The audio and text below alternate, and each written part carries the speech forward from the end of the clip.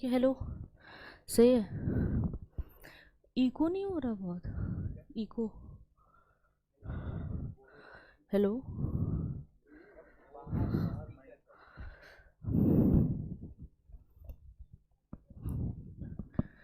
Hi guys.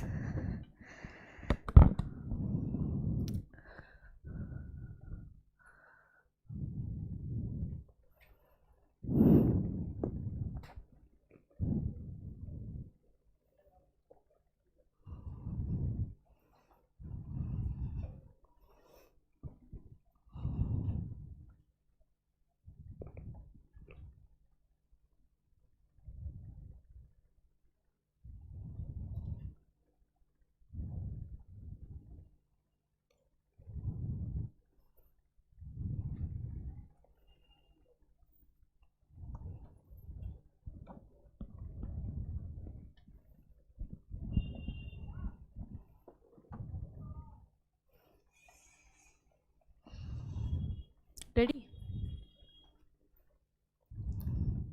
Hi everyone, welcome to Sunya IAS. We are starting with the first question. As you know, this is the PYQ discussion. So without wasting any more times, let's start with the first question. And you need to tell me the right option after reading the question in 1 minute. Okay, meanwhile, we'll see online students are also giving the answer. So we'll see who will win, offline or online. Okay, so let's start with the first question. With reference to Madnapalle of Andhra Pradesh, which one of the following statement is correct? Kindly look at the statements and let me know which one is right. दे दो. ये distribute करके रखना चाहिए था ना. Please take the question sheets with you and kindly mark the correct option.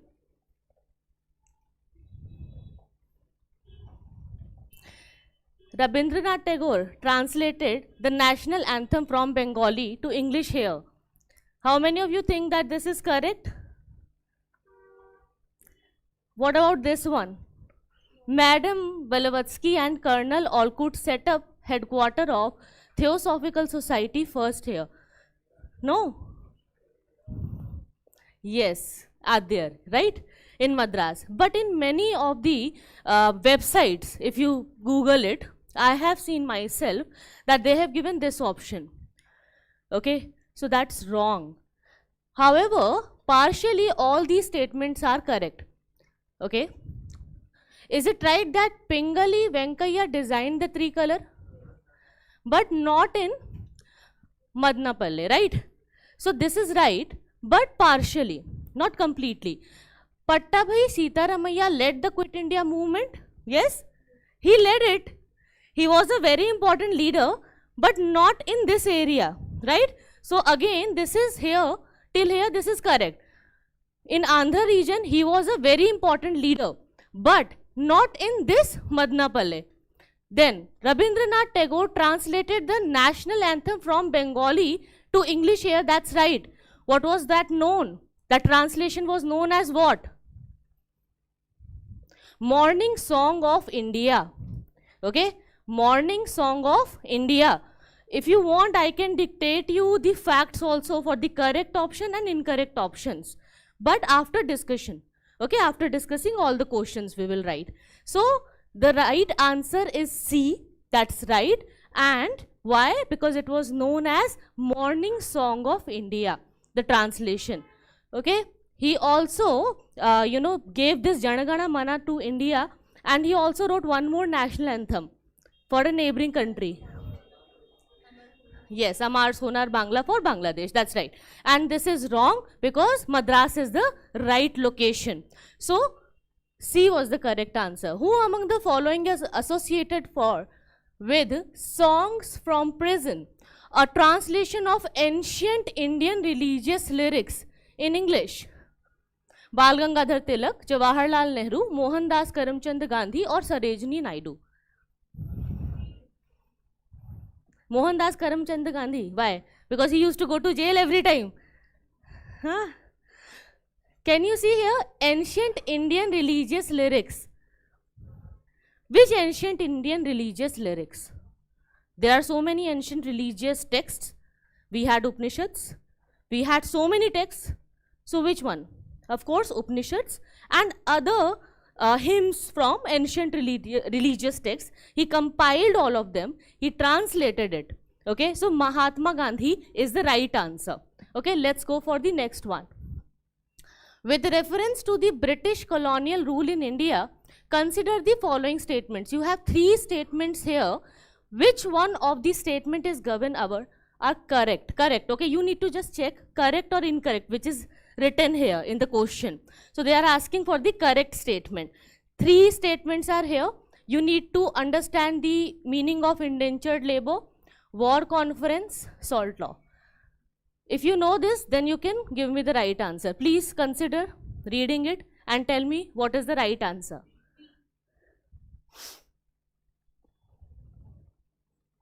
So you think that first statement is correct and the third statement is correct, right? Okay. So let's see. Mahatma Gandhi was instrumental in the abolition of the system of indentured labor. What do you mean by indentured labor? No, Africa में stay करते हैं तो वो endangered labour नहीं है. They had a contract. If you are in a contract, then you are indentured labor. But you need to renew the contract again and again if you want to continue the working. So those who had the contract, they were indentured labor. But जिनका contract expire हो गया, they were ex-indentured labor. So they were asked to renew it. They had a lot of force to get the registration certificate in the Africa. So he started from the passive movement there also, and then he started the active movement in Africa. And there he got the evolution of Satyagraha, which was then confirmed in India also. Right? So of course the first statement is correct. Why the second is wrong? War conference. Yes, he used to support. And how can we consider this? Because if you know, for India, self-rule initiated in a very organized way by 2 important home rule leagues, Tilak and Annie Besant, right? But Gandhiji didn't participate in any of the home rule league. Why?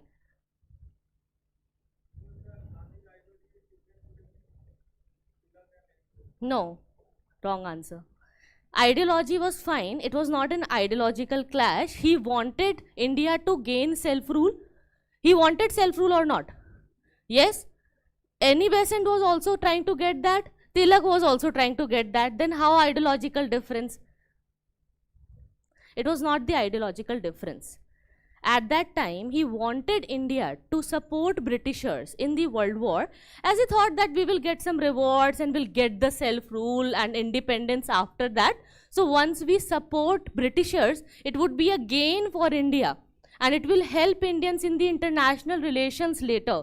So to have a good relation, good international relation, it was his diplomacy not to support any of the home rule, neither Tilak's or nor Annie Besant, right? Now, this is wrong. Third is right. Consequent upon the breaking of salt law by Indian people, the Indian National Congress was declared illegal by the colonial rulers, of course. That's right. Okay, so the right answer is 1 and 3B. Clear? Now, coming to the fourth question. In the context of colonial India, Shah Nawaz Khan, Prem Kumar Sehgal, and Gurbaksh Singh Dhillon are remembered as. Yes. Are we going very fast? Let's see what online students are doing. Are they able to give right answers quickly as you guys are doing or not? Let me just see.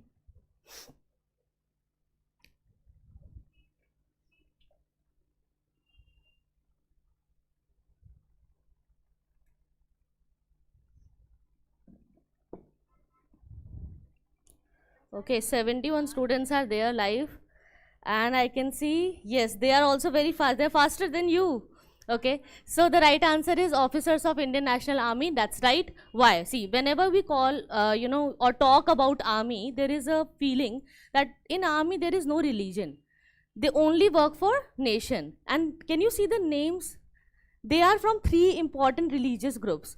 So it is very much confirming this statement. So Shah Nawaz Khan, Muslim, Prem Kumar Sehgal, Hindu, Gurbaksh Singh Dhillon, Sikh. They were in INA? Yes, it was led by Subhash Chandra Bose, and we know that in Red Fort the trial was going on, but Congress was not supporting it. To defend, the leaders of Congress came and they were saying that no, we will defend them. They are our soldiers, right? And they were doing it. So of course, D is the right answer. Let's come to the fifth question. In the context of Indian history, Rakma Bai case of 1884 revolved around. Fifth question. YouTube students, hi. Please give me the right answer in the comment section. Like you are saying that first statement is wrong. Women's right to gain education. First statement. कितने लोगों को लगता है सही है? YouTube students, you guys feel right? Backbenchers are backbenchers, right? This is wrong. That's why I said that backbenchers are backbenchers. 2 and 3 are right. Why? Let's understand. See, age of consent is the right thing here, and marriage also. Why? Who was she? Rakma Bai. What was the case? Do you know the case? We don't need to read about each and every case, but this case was very, very important. Actually, she got married at a very early age, and when she was an adult, she decided not to live with her husband. She wanted to study what?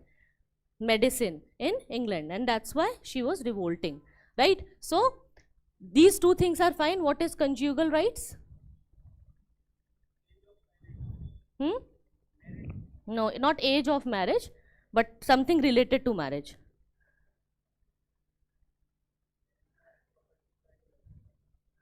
Relationships after marriage, simple, normal, general relationships, okay?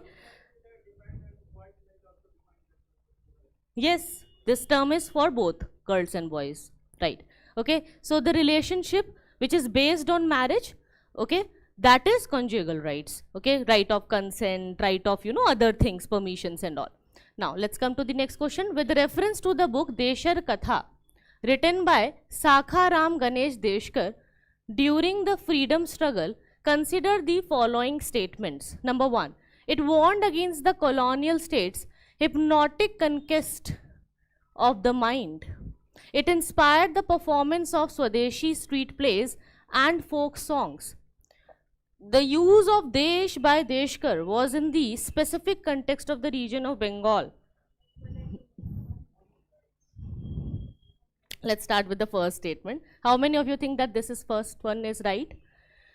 It warned against the colonial state's hypnotic conquest of the mind. I'm looking at you guys. Tell me, because I expect a right answer from this.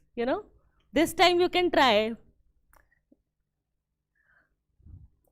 Don't you believe in luck? It's fine. First, see, basically, the first statement is right. If you remember, so many other leaders were writing books like Drain Theory, and they were giving so many theories.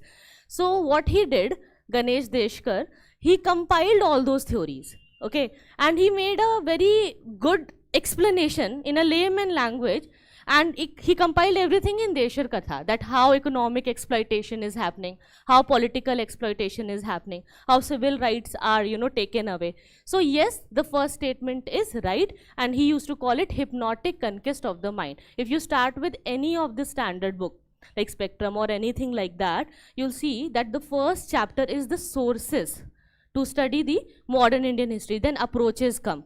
Okay, so in the first chapter sources, sometimes we ignore it. We say that it's not that important, but is it very much related to that chapter or not? Sources to study the modern Indian history. So that chapter is important. In that chapter, you'll see that so many newspapers, articles, and the name of editors that is written. So that's why you should not ignore that chapter, because right now they're asking factual questions, and they just ask which book is written by whom, what was written in this book. So yes, first statement is right. Second, it inspired the performance of Swadeshi street plays and folk songs.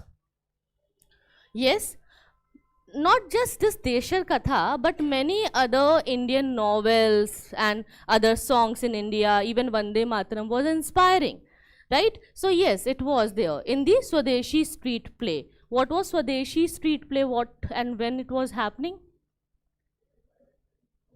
Yes. In 1905 it started after the partition of Bengal, Okay, so third statement, the use of Desh by Deshkar was in the specific context of the region of Bengal. No. Then for which region? Whole India. Whole India. Bombay. Yes. Anyone else? Bombay sure? No. No. Confidence is good, but overconfidence is not, right? So this is third statement is wrong. It was about the entire nation. Okay, it was about the entire nation. It was about the entire nation, India, and he was not referring to any presidency like Bombay, Madras, Calcutta. No, he was saying that in general, India is exploited. Desh means India, not Bengal.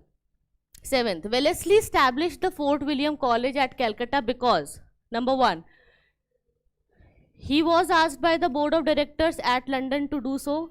Question number 7, answer देंगे students. Very good, Anuradha, Rashmi, Abhilash, Nayan. Great. So, he was asked by the board of directors at London to do so? No. It's very much clear that this is not right. Okay. Second, he wanted to revive interest in the Oriental learning in India. Oriental learning means? Huh? Oriental learning means English learning. Opposite, मतलब थोड़ा बहुत आसपास तो बोलो, बिल्कुल उल्टा बोल रहे हो. No, no. Oriental means which is Indian, traditional Indian languages. Okay, they used to call us Oriental. Oriental goods, goods going from east to west, like cotton, right? That is a Oriental good. Silk, spices. So this is again completely wrong or partially? Completely wrong. Not completely wrong, you know. It's not completely wrong. It's a confusing question. This is right actually, but not right in this particular scenario. Why? Because the question is, Wellesley established the Fort William College at Calcutta because established. Okay, he established for some other reason, but in reality what was happening? In this college, this was happening. Right? So that's why it is confusing. Indian languages were taught. Indian tradition was taught. Indian culture was taught to Indians. But in this particular scenario, this is right. Because he started it, but it was unfunded for a very long time. He started it, but it was unfunded for a very, very long time.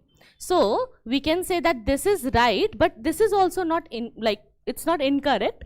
But in this particular context, in case it was asked, in case, you know, however, they don't repeat the questions in UPSC, but in case they want to, you know, trick you, instead of established, they could have written for the purpose of, or what was happening in this college, then this statement could be the right one. So there could be a question like 1 or 2, how many statements are correct, like, you know, in these days they are asking like this, so 2 statements are correct or 1. So there, you know, this is also something which you should keep in the mind. C, of course, it is incorrect. He wanted to provide William Carey and his associates with employment. However, it is also not completely incorrect. He wanted to give employments. Okay, this is also right, but it is not the primary reason for the establishment. Okay, so D. D is correct. Okay, fine. And now I am coming to the next question. Okay. Question number 8. With reference to Indian national movement, consider the following pairs. Abhishek, you have written, madam, this is the session only for solving PYQs and explaining the themes of PYQs. Yes, it is only for the PYQs and explanation, nothing else. Because else we have covered already, that's why. So you have 3 statements. Sir Tej Bahadur Sapru, President, All India Liberal Federation. Is it right? Let's start from the first one. This is right or wrong? Huh? Right? Okay. Second, KC Nyoge, member, the Constituent Assembly, right?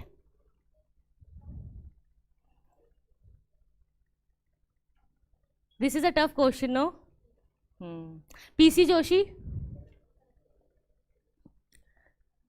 Communist Party of India. Communist people are always Joshile, so Joshi, yes. Okay.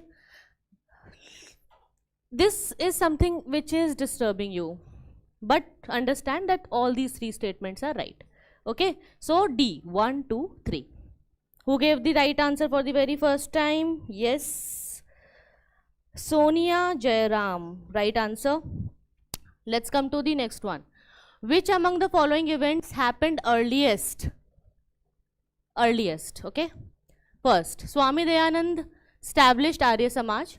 Deenbandhu Mitra wrote Neel Darpan. Bankim Chandra Chattopadhyay wrote Anand Math. Satyendra Tagore became the first Indian to succeed in Indian Civil Service examination. B. Deenbandhu Mitra wrote Neel Darpan. When was it written? You do you know the date? If you are saying B. 1885. 59. 1858. Yes, it is 1858. Okay. So Deenbandhu Mitra wrote Neel Darpan. What was it about? Indigo revolt in Bengal. Okay. Yes, Indigo revolt in Bengal. So Neel.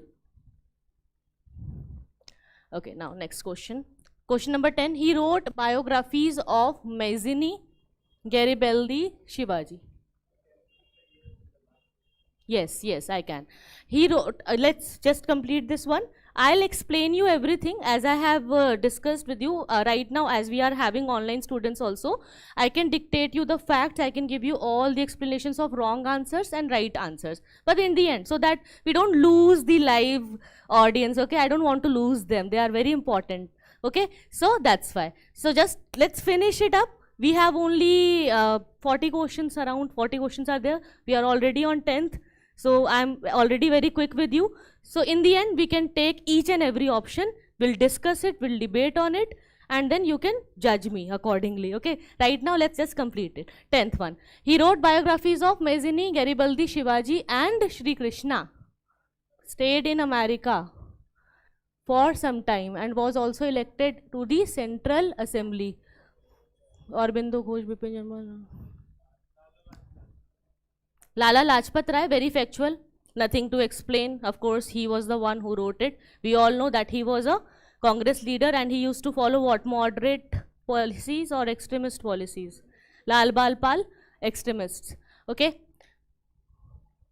C. Lala Lajpat Rai, first. Anuradha Singh gave the right answer for the very first time. Consider the following pairs. 1, 2, 3. You have 3 pairs. And you need to tell which one of above pairs is or are correctly matched. Radhakant Dev, first president of the British Indian Association. Ghazulu Lakshmi Narasu Chetty, founder of Madras Mahajan Sabha. Surendranath Banerjee, founder of the Indian Association. D, 1, 2, 3. Have you seen that video? What ki jab aise आए तो सब में D लिख दो. Trick वाला. Because most of the students thinks like that, but ऐसा है नहीं. वैसे वो सब जो बनाते हैं वैसे ज़रूरी नहीं है कि ऐसा हो. Ghazuli is wrong. Ghazuli Lakshmi Narasu Chetty, founder of the Madras Mahajan Sabha. How many of you think that this is wrong? If you judge the second statement, you will give the right answer. Okay. And I can see in YouTube students are saying B and D also. B is 1 and 3 and D is 1, 2, 3. ये वाले तो सारा वो trick वाला video देख के आए. ये तो तुम चूज ही मत करो. ये तो इसमें से बताओ. B, 1 and 3. Yes. How many of you are fine with B? B को लॉक कर दें. अच्छा, how many of you think that B is wrong? I want to see that person who is very confident about that. No, B is wrong. Anyone? सब एक दूसरे को देख देख के. B is wrong. Which one is correct? C, D, D. ये तो trick वाला है, मैंने पहले ही बताया था. D. But you feel like the trick works, huh? Okay. So D and B. B, D. You also think D is right? Okay, so it means if you say D, then that means that this is the right statement. We are here only. We are here only in the second statement only. Okay, now you have confused the online students also. Congratulations, they are also giving B and D. Very nice. Okay, that's fine. And the right answer is, as I told you, that this is just a trick. B. Okay, this is a right statement. Fine, I'll explain it to you. Then question number 12, consider the following: Calcutta Unitarian Committee, Tabernacle of. B is actually wrong, so yes, the right option was B here in this one. B, this one. Okay, this is not right, that's why this is right, this is a wrong option. Okay, now coming to the 12th one, consider the following. And if I say that this is right, that you don't need to correct the marking in your paper, you need to check in the end that how many correct you gave. So question number 12, Calcutta Unitarian Committee, Tabernacle of New Dispensation, Indian Reform Association. Keshav Chandra Sen is associated with the establishment of which of the above? This is not right. Why? He was very much related to a person, Raja Ram Mohan Roy, right? So Raja Ram Mohan Roy is related with this, no? So indirect relation हो गया? Direct चाहिए, yes. These two statements, how many of you think that 1 and 2 and 3? Yes, 2 and 3 means B is right. B, right? First statement is wrong. Calcutta Unitarian Committee. Yes, 2 and 3, B is going to be the right option. Fine. Okay.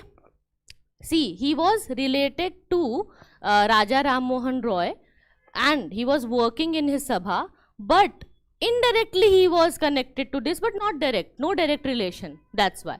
So it's a quite confusing question. Coming to question number 13, who of the following organized a march on the Tanjore coast to break the salt law in April 1930? Okay, it's a very factual question.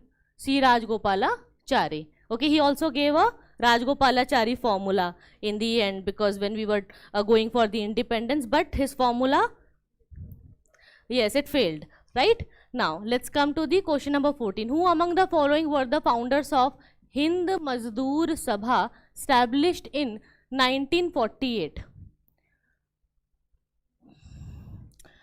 A.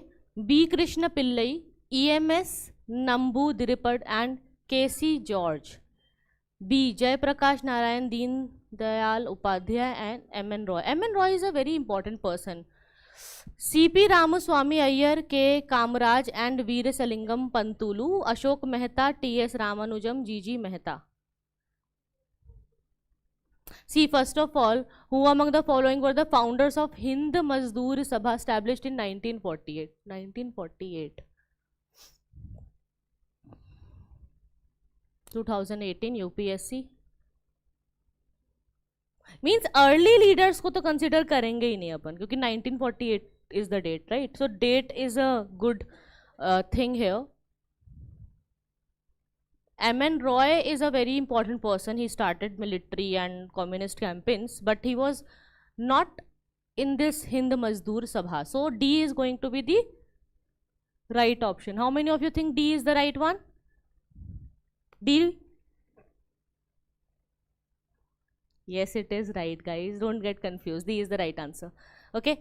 Next question, 15th. Who among the following was associated as secretary with Hindu Female School, which later came to be known as Bethune Female School? Very basic and direct question. Okay. Ishwar Chandra Vidyasagar is the right answer. No need to discuss it in detail, because we already know social reforms and that chapter is important. It means that you need to prepare that chapter also. Okay, now coming to the next question. Okay, we have a CSET batch coming, 2024 batch. and this is by IITians. It's a new batch, so you must join. This is starting from 19th February, Sunya IAS, and for other details you can look at the description box. Now let's come to the chapter number 2. So we have covered one chapter. Okay, this is chapter number 2. India on the eve of British conquest. So first chapter was related to personalities. Okay, so miscellaneous topics we covered in that one. Now we are following a topic wise approach for modern Indian history. So we are starting with the first topic, the first chapter of modern Indian history, India on the eve of British conquest. Means when they came to India, we had many states in India, regional states, and it was a divided India. Later Mughals were ruling at that time. So we need to consider the time of later Mughals. Keep it in your mind. So in the first quarter of 17th century, first quarter of 17th century means 17th century matlab, okay, first quarter, वो वाला quarter नहीं है, yes, okay. So first quarter of the 17th century, in which of the following was the factories of English East India Company located? Bharuch, Chikakol, Trichinopoly. Select the correct answer using the code. Okay, इसको 1 2 3 करना चाहिए. 1 2 3 इसको ऐसे. Okay, 1 2 3. Now you tell. This is 1, this is 2, this is 3. So Bharuch is right. Bharuch is right. Yes, Bharuch is right. Okay. Chikakal? No. Trichinopoly? No. See, look at the date, 1620s. Later on they opened factory, but we are talking about the 1620s wala time. So here Britishers, when they wanted to initiate their factories in India, at that time they had a clash with Aurangzeb. Okay, so Aurangzeb defeated them, and that's why they were not able to open big factories in India. They went back. They came again during the time of Jahangir. But Jahangir was more supported by Portuguese, okay, and he used to have a very vacillating kind of mind, and that's why he was not able to decide anything in favor of Britishers. And then when Britishers defeated Portuguese, then Jahangir gave the permission, and then the real journey starts. So before that they were only confined with few areas, and Bharuch is the right answer. So the A1 only is going to be the right answer. Fine? Clear? Okay. So I hope no doubts here, and I can see many of the students are giving right answer. Now let's come to the question number 2. Chapter 2 we are doing, guys. Please come to chapter number 2. However, this is the chapter number 2 according to this class, but it is the first chapter if you start reading the modern Indian history. Okay. So the first chapter was about personalities, and this is the second chapter. Okay, which is clear here. Now coming to the next question. Consider the following statements. We have 3 statements and we need to tell which statement given above are correct. I just have a feeling that we should always consider one point when we read the question, that correct or incorrect what is written here, because it is tricky, because sometimes we forget it and then we choose the correct option and sometimes incorrect is written. So the first thing which you need to read is कि यहाँ पे true या false क्या लिखा है, right? So correct first statement. Saint Francis Xavier was one of the founding members of Jesuit order. Is it right? Saint Francis Xavier died in Goa and a church is dedicated to him there.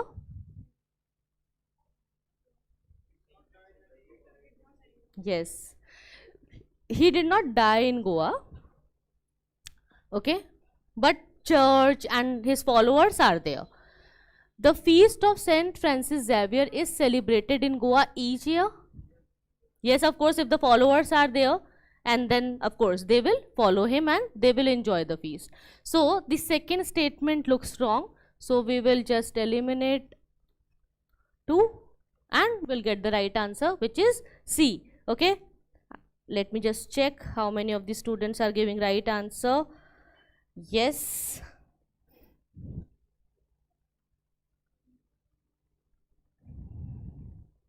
Okay. See the first answer. Shweta Kumari gave the right answers. Very good. Let's come to the question number 3. With reference to Indian history, consider the following statements. So we have 3 statements here. Which of the statement given above are correct? It's a very popular question. It came in 2014. So the first statement is the Dutch established their factories, warehouses on the east coast on the lands granted to them by Gajapati ruler. Like Gajapati ruler Pratap Rudra is a very famous ruler, Gajapati ruler Pratap Rudra, right? So of course Gajapati rulers used to be there, but if you look at the chronology, if you read the medieval Indian history, you'll come to know that Gajapati rulers were during the time of medieval Indian history, right? They were not there after the arrival of Europeans. And as we know, Dutch started their factories in 1600s or 1605, 16020, they started like this. So of course, if you look at the chronology, it is very clear that this is a wrong statement, okay? As Gajapati rulers were during the time of medieval India. And Dutch came after the end of this particular dynasty. So there is no relation between two. So how can they grant if you don't believe in ghosts, right? And then second statement, Alfonso de Albuquerque captured Goa from the Bijapur Sultanate. That is right. Captured Goa. When? It's a very easy date to remember. I myself don't remember history dates, and I don't want anyone to remember that. But if it is an easy date, we can remember 1510. Yes, that's why it's an easy date to remember. So yes, 1510 he got it. And third is the English East India Company established a factory at Madras on a plot of land leased from representatives of the Vijayanagar Empire. Vijayanagar Empire.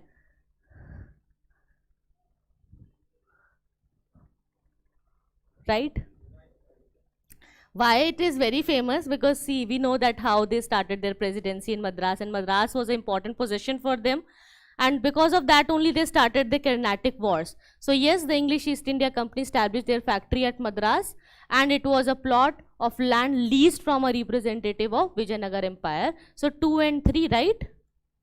B is the right option, okay? Many of these students gave right answer, and the first one is Anuradha, Khurshid, Rashmi, Chandak.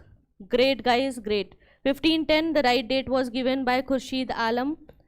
Very good, Khurshid, you are very fast. Question number 4, the staple commodity, of export by the English East India Company from Bengal in the middle of 18th century were. Almost 50%, 50 to 60% we are done. Okay, 40% questions are remaining. Don't worry, we are very quick. And you need to tell me about these 4 statements. Let's start with the first one. They are asking about the staple commodities of export by the English East India Company from Bengal in the middle of the 18th century. Means, right? Middle of 18th century, 1750s. Okay, so A, raw cotton. Of course, cotton तो export होता ही था. Oil seeds. Opium होता था, but इतना जल्दी भी नहीं. 1750s वाली डेट है. So wrong. Sugar. Okay. Salt, zinc, lead. Metal का तो कोई काम ही नहीं है. इधर भी metal है. Okay. They always considered Indians that we are not good in metallurgy. Of course, we had good metals. And is the region of Bengal very famous for metal and ores? It is. If you look at the eastern side of India, when I say Bengal, Bengal means Bihar, Odisha, Jharkhand, Assam, all those areas. So those areas are resourceful, right? And of course, they had good metals and they had good ores. Even today it is exported. But at that time, Britishers never considered Indians that we are having good metallurgical skills. and that's why they never considered to open any of the factory or houses, warehouses like iron and steel company in India. We ourselves considered it and started it, but there was a thing which amazed them, and it came in their mind that they can start something which is related to metallurgy in India. What was that? If you have read the class 8th NCERT, chapter number 1, there are 2 books in class 8th NCERT. I am talking about the second book. Wood steel, the sword of Tipu Sultan. After defeating Tipu Sultan, okay, in early 18 they got it. Means in the 1800 time, because 1799 after the fourth Anglo-Mysore war they defeated Tipu Sultan, and after 1799 only they will get to know about that sword. So Tipu Sultan had a sword, and that sword was made up of wood steel, which is a very refined iron steel, okay. And then they understood the power of metallurgy in India, that Indians are really having good armory skills and they can also make swords, guns, ammunitions and all. Okay. So however, initially they were not very much confirmed about it. So we have D, cotton, silk, saltpeter and opium. So staple, cotton, silk, saltpeter. What is the use of this? Saltpeter is salt? It's a salt? It's not a salt? Okay. It is used to make gunpowder, not a gunpowder directly, but it is a good ingredient there. Okay. Now, we are in chapter number 3, British Government Acts. When Britishers got the governance in India, they started with the different acts like Regulating Act, and then they started issuing Charter Acts, and then Government Act, Government of India Act, and ultimately Independence Act. So we will consider all the acts. First, by which one of the following acts was the Governor General of Bengal designated as the Governor General of India?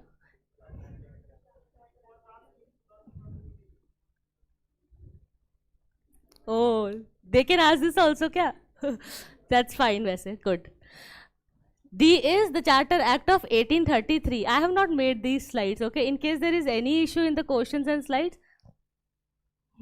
Okay, so D, the Charter Act of 1833 is the right answer. Now the question is why they did this.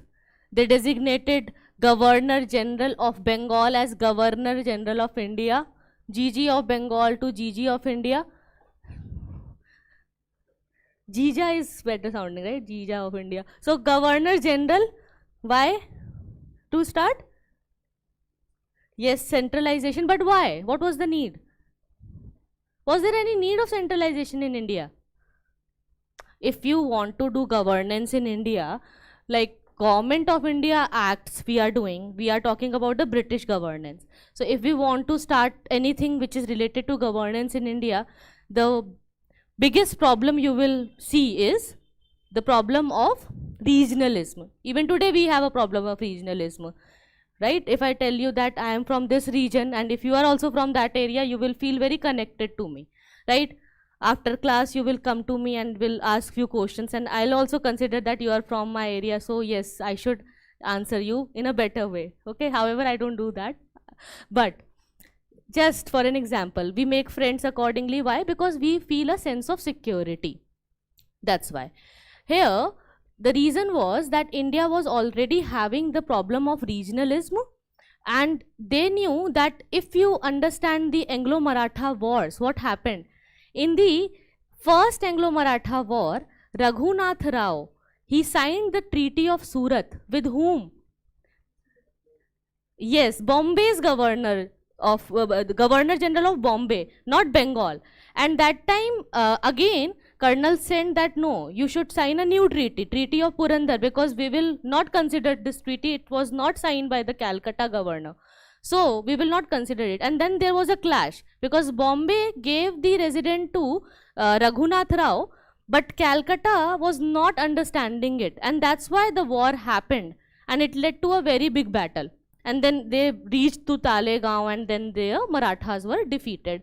So Maratha defeated Britishers in the Talegaon, but initially they were getting defeated, but ultimately there was no end result. Maratha consider that they were the winners, but Britishers even today they don't consider it. Okay, when they write their history, they write that no, we got the victory and there was a new treaty signed. So it shows that during the Anglo-Maratha war, they had a problem, a clash between the Europeans themselves.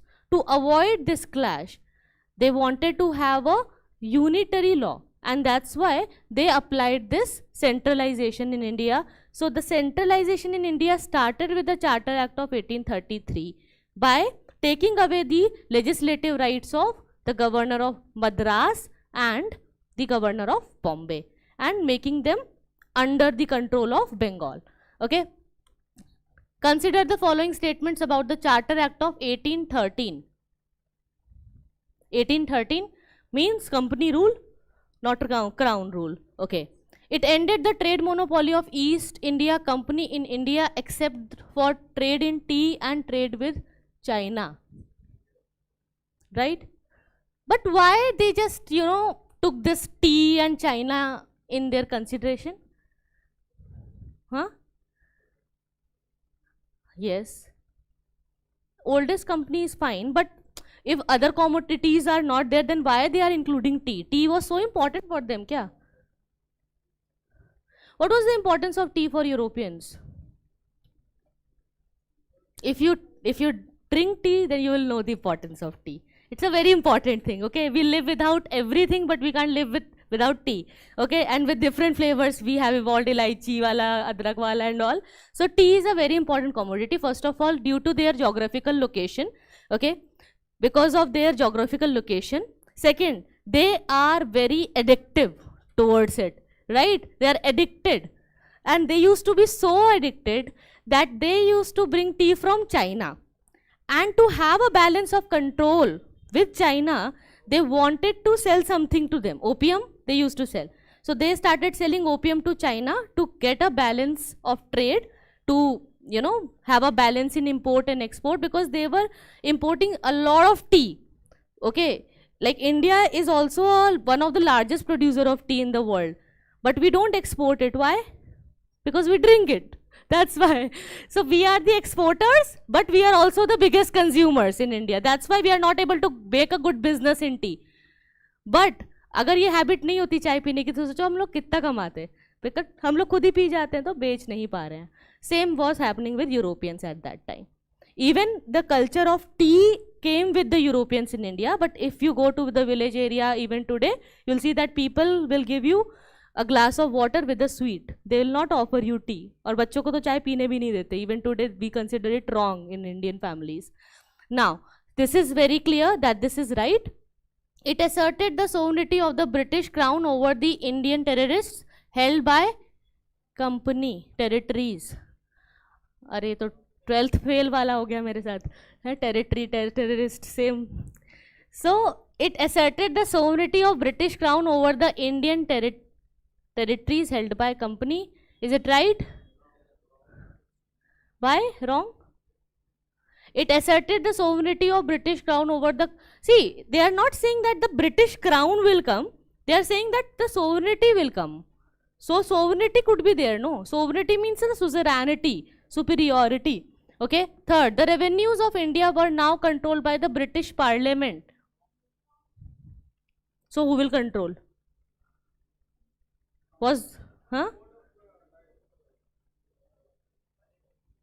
Yes, court of director. There were two board of control and court of director. Board of control was for political things and court of director was for commercial activities. So that is court of director. That is fine, that the way you are saying.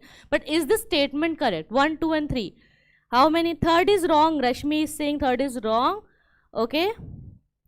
And I can see if third is wrong, then we have only A, which is correct. How many of you think that A is fine?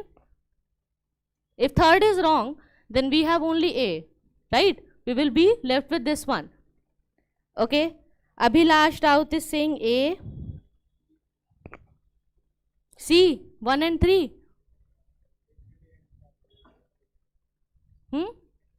Pitt's India Act. Hmm. But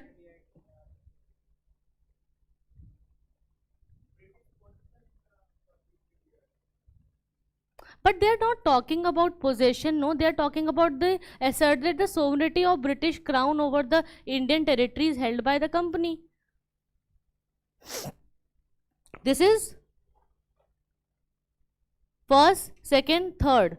So what should we lock? You need to tell me from this A, B, C, D. Eh? C. First statement is correct, no? First is correct. So ये तो cancel ही हो गया, right? We have eliminated one. Let's start with A. How many of you think A is right?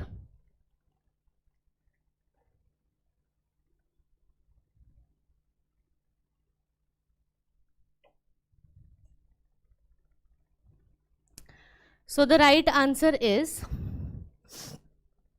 first and second. Okay, we will see 1 and 2. Pitt's India Act was there. Yes, of course, it was there to, regulate the last regulating act, and they established the controlling offices.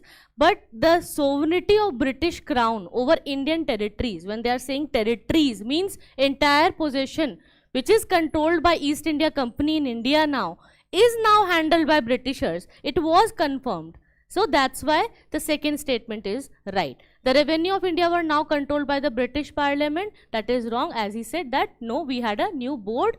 So commercial board was established. Okay. Court of Director was established. So of course Court of Director was there to control the commercial things in India. So that's why 1 and 2. Clear? A. So who gave the right answer?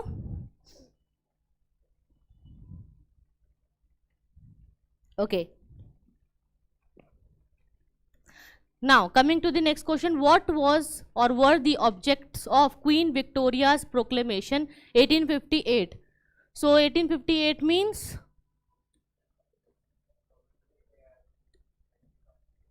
yes, Government of India Act of 1858. After the revolt of 1857, East India Company is no more. So let's see. To disclaim any intentions to annex Indian states. See, disclaim, not claiming, okay? To disclaim any intentions to annex Indian states. Is it right or wrong first? Why? Why they would disclaim any intentions to annex Indian states? Hmm.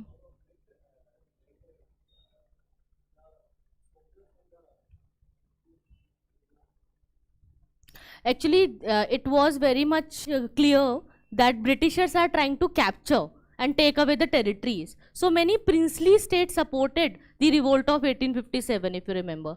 So Britishers never wanted princely states to come in the support again and bring their army again. Because if ruler is not there, then there is no use of army, right? A king is just a simple man without army.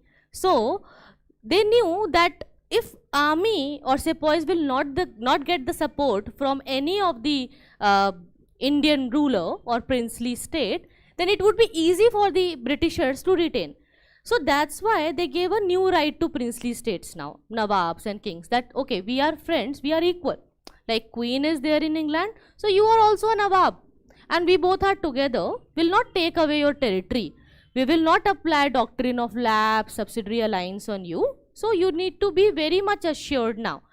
And even after independence, you see, they gave this right to the princely states that you can join any of the dominion, India or Pakistan. So it shows that yes, they disclaimed any intention to annex Indian state. And see, annex means capturing. Military, army would not be used. It doesn't mean that we will not take you, we will take, but easily. है ना? To place the Indian administration under the British crown, very clear. Of course, crown rule got started. To regulate East India Company's trade with India.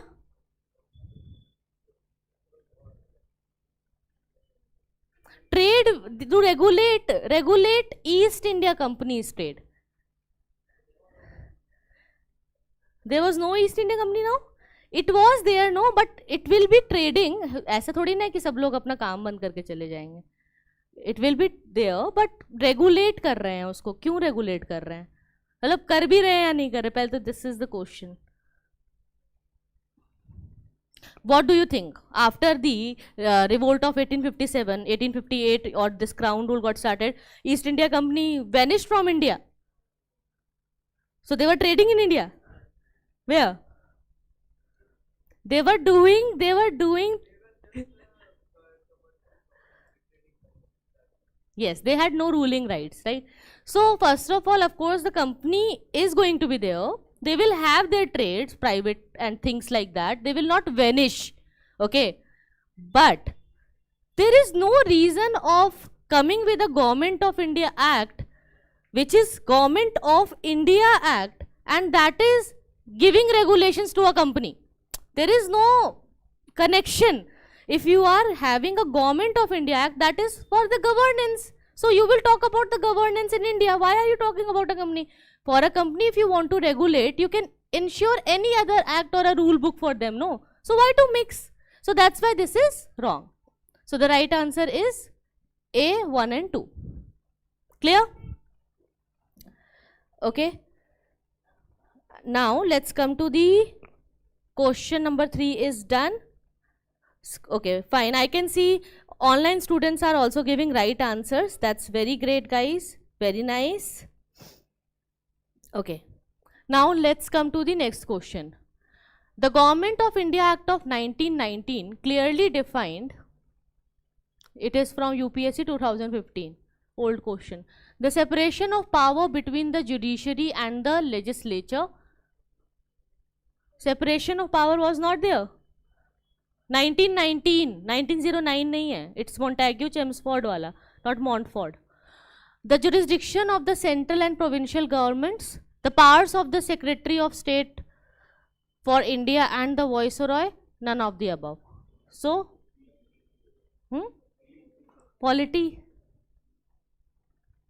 It's the first chapter of polity, right? So, first chapter of Lakshmikant is very important if you want to connect it with the spectrum. So, the right answer is B, very, very factual. The jurisdiction of central and provincial government. Okay, so they wanted to decide how the center and provincial government will be there. So they decided with the listing, like today we have union list, state list, concurrent list, reserved list. The same way they had different lists, and in the list they wrote different matters, like police will come in the provincial list or this will come in that list. So they made the list for the very first time and it was done by them. So yes, the jurisdiction and the control law came under the central and provincial governments with different listings. Okay, they also had different subjects listed under different lists. In the Government of India Act of 1919, the functions of the provincial government were divided into reserved and transferred. Which of the following were treated as the reserved subjects? Administration of justice, local self-government, land revenue, police. हम इसमें से देखते हैं, then we will decide the option. So administration of justice is the part of reserved subject. Why reserved? What do you mean by reserved subjects?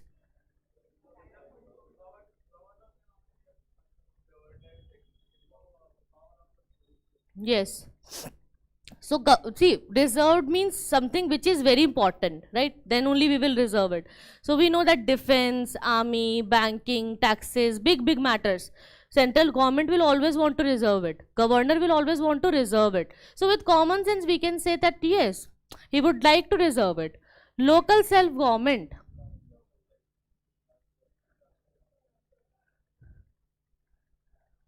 Why not? The local government can see that. Why governor will take care of the local matters? Okay, so local matters are not important. So of course, they will leave this. Land revenue. What is the biggest source of revenue for the government? Land. Even today it is land, right? So land revenue, important matter, governor will take. So whatever is important, beneficial and money making will be in the hands of governor. Okay, police. However, nowadays police is in state control, right? But at that time they wanted to control the police also. So we have only the second statement wrong, 2 is only wrong, so we will just eliminate 2. So we will get the right answer. Okay, clear? Fine, we are going great. Okay, now coming to the next question.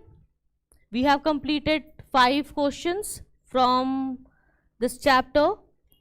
Okay, last question from this chapter of Government of India Acts.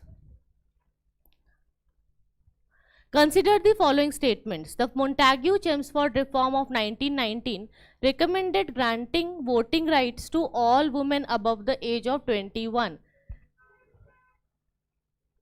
Did they talk about giving rights to women? They talked about it. Okay, they discussed it. They had this provision. Okay, the Government of India Act of 1935 gave women reserved seats in the legislature. Do we have reserved seats for the women in legislatures today? Where? Lok Sabha? The Government of India Act of 1935 gave women reserved seats in the legislature. We don't have it in Lok Sabha, the provision is going on, but still not able to get success in it. But yes, it was given at that time. So the second statement is right. First statement, Montagu-Chelmsford reform, Montfort reform of 1919 recommended granting voting rights to all women above the age of 21. See, the recommendation was there. They considered it, but above the age of 21 and all, no, nothing like that. This kind of consolidated mark was not there. So that's why the first statement is wrong and only 2 is going to be the correct. So B, 2 only is the right option. Clear? Now coming to the next chapter, we have Sunya IAS All India GS Prelims Mock Test 1, 3rd March 2024, 9:30 AM. अगर तुम लोग सुबह उठ जाते हो तो very nice guys, you can come and join it online and offline both. Delhi, Bangalore, Pune, Ahmedabad, Jammu, everywhere we are. Very nice. So next one, coming to the next chapter. Chapter 4, British expansion and consolidation in India. So now we are not talking about later Mughals anymore. Now we are talking about their consolidations, and we will discuss how governor and then governor generals got the power in India. So first, which one of the following statements does not apply to the system of subsidiary alliance introduced by Lord Wellesley? I hope you know about subsidiary alliance, right? Even if you don't know, it's fine. I'll tell you in the end, as I have discussed that we will cover all the options in the end. So, subsidiary alliance is the alliance which was imposed on a Indian ruler if Indian ruler wants any kind of protection. So, initially how it started, like if you know about Mysore, they used to take help from French, and Tipu Sultan, Hyder Ali, they were in good friendship with French. And initially what Indian rulers used to do when Europeans used to be there in South India, in any other part of country, so whenever there was any need of soldiers in the war, they used to take soldiers on rent, European soldiers. So from there this idea came. Europeans thought that, okay, you keep our soldiers and you take it on rent, no. So this is a good idea to make a policy on it, so that if you want our soldiers to protect you, we can have a subsidiary alliance. But they started defining the matter in a long way, that if you want our soldiers, then you need to pay the rent. So in last part also, in that situation when you used to take it in past, you used to pay the rent. So now you can pay the maintenance of it, and if you won't give the maintenance, then the territory would be acquired. A British resident will be stationed in the court. Okay, and the most important thing is that you will not do any friendship or any war, anything, any relations without the permission of Britishers. So, to maintain a large standing army at others' expense. True. To keep India safe from Napoleonic danger. Huh? This is a confusing one here. इतना भी आसानी से UPSC question देने लगी तो फिर तो UP PCS हो जाएगा ना, तो ऐसा नहीं है. This is also very confusing statement. Many of the students thinks that this is correct. It looks correct. Why?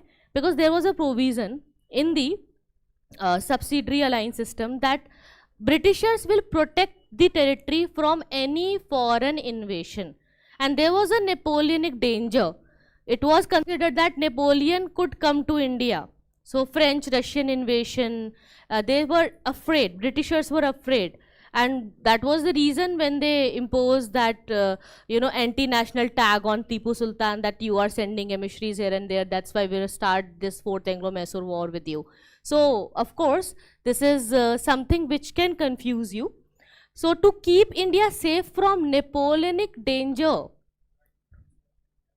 it is, see, the thing is right, but what makes this statement wrong is, it was not for Napoleonic danger, it was for any foreign danger. So, specifically mentioning the name of Napoleon is not needed in the option. So, are you saying that only Napoleon was a danger, no Russian danger was there? There were so many other dangers also, no? So, specifically, if we talk about, and whenever you get confused, you need to read the question again. If question is asking about the foreign invasion, or is it about the subsidiary alliance only? So, generally, if you read the provisions of subsidiary alliance, you will not read the name of Napoleon there. You will read the name that any foreign attack, any foreign power, not Napoleon. So, this is wrong. It looks right, but it is wrong. To secure a fixed income for the company? Why? How? How they'll get the fixed income?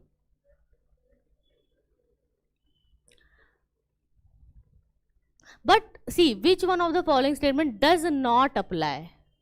Okay. Means incorrect, we need to search. To the system of subsidiary alliance introduced by Lord Wellesley. So, we need to find the incorrect statement. Here, you just need to understand, to secure a fixed income for the company. They wanted to secure a fixed income or not? Then by what they wanted by subsidiary alliance? Yes, they wanted the maintenance of army, but that was also not the reason. In reality, they wanted to follow a ring and fence policy. They wanted to stay there so that they could wait for the right chance to attack. Okay, so just to keep their army very near to the, capital or the area, it would be easy for them. It would be accessible for them. So this intention was not there. Intention was not to take money. They were so rich, they were earning a lot from India, right? To establish British paramountcy over the Indian state, correct? Right, paramountcy, the power of paramountcy covers the doctrine of lapse also and other policies also. Now you need to tell me which should I choose. I should choose B or C. Consider it does not apply, means incorrect, false statement. To secure a fixed income for the company. I told you about Napoleonic danger, no? Don't you consider my explanation there? Very good. Fine. C is the right answer. Chapter number 5, Popular Uprisings up to 1857. This question is about revolts, uprising. That chapter is very important. We have two types of tribal revolts, before revolt of 1857 and after revolt of 1857. Both are important for you, for prelims, okay? So, after the Santhal uprising subsided, what were the measures taken by the colonial government? The territories called Santhal Parganas were created. Yes? Yes, they were trying to have prangans and territories, like, okay, this is your area and boundaries, and Britishers considered Santhals very civilized. Why? Because they were stationed in an area and they wanted that these tribal people should stop their movement so that they could impose the taxation and rules and regulations made by the Britishers on them. So they considered Santhals as very good as a tribal. So this is right. It became illegal for Santhal to transfer land to a non-Santhal.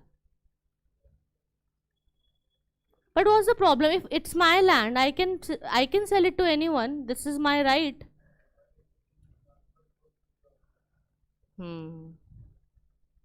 Tribal Protection Act we have in India right now. So yes, it became illegal for them. Even today, if you go to a tribal area and if you want to buy a tribal land, you can't do that, because it is illegal for them to sell it, right? So it became illegal for a Santhal to transfer the land to a non-Santhal. So 1 and 2, both C is the correct option. Okay, fine. We are having an increased number of live audience. That's great, guys. And now chapter 6, popular uprisings after revolt of 1857. Question: indigo cultivation in India declined by the beginning of 20th century because of what? UPSC 2020. Declined. Okay, first of all, we are talking about indigo only. Second is declined by the beginning of 19th century means, okay, so beginning of this particular time. First, peasant resistance to the oppressive conduct of planters. They used to resist, no? Don't say that this is completely incorrect. It is fine, we will consider it. Let's see. If we are able to find a better option, then okay. Okay.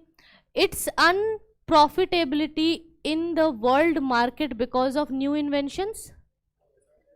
What were the new inventions? German synthetic dye was there, and so many other things came.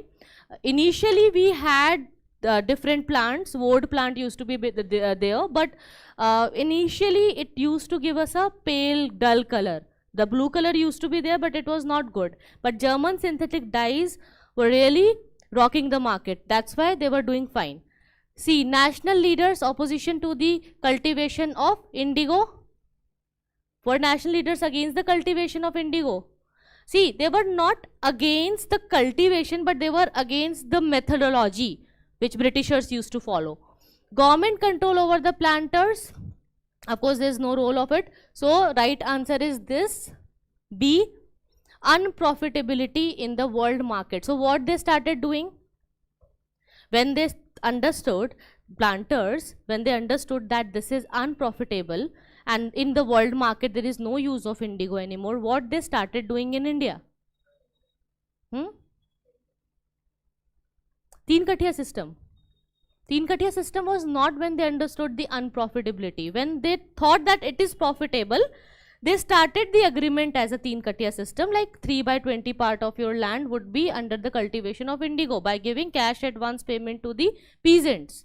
So it was when it was considered profitable. I am asking unprofitable. When it became unprofitable for them, what they started doing?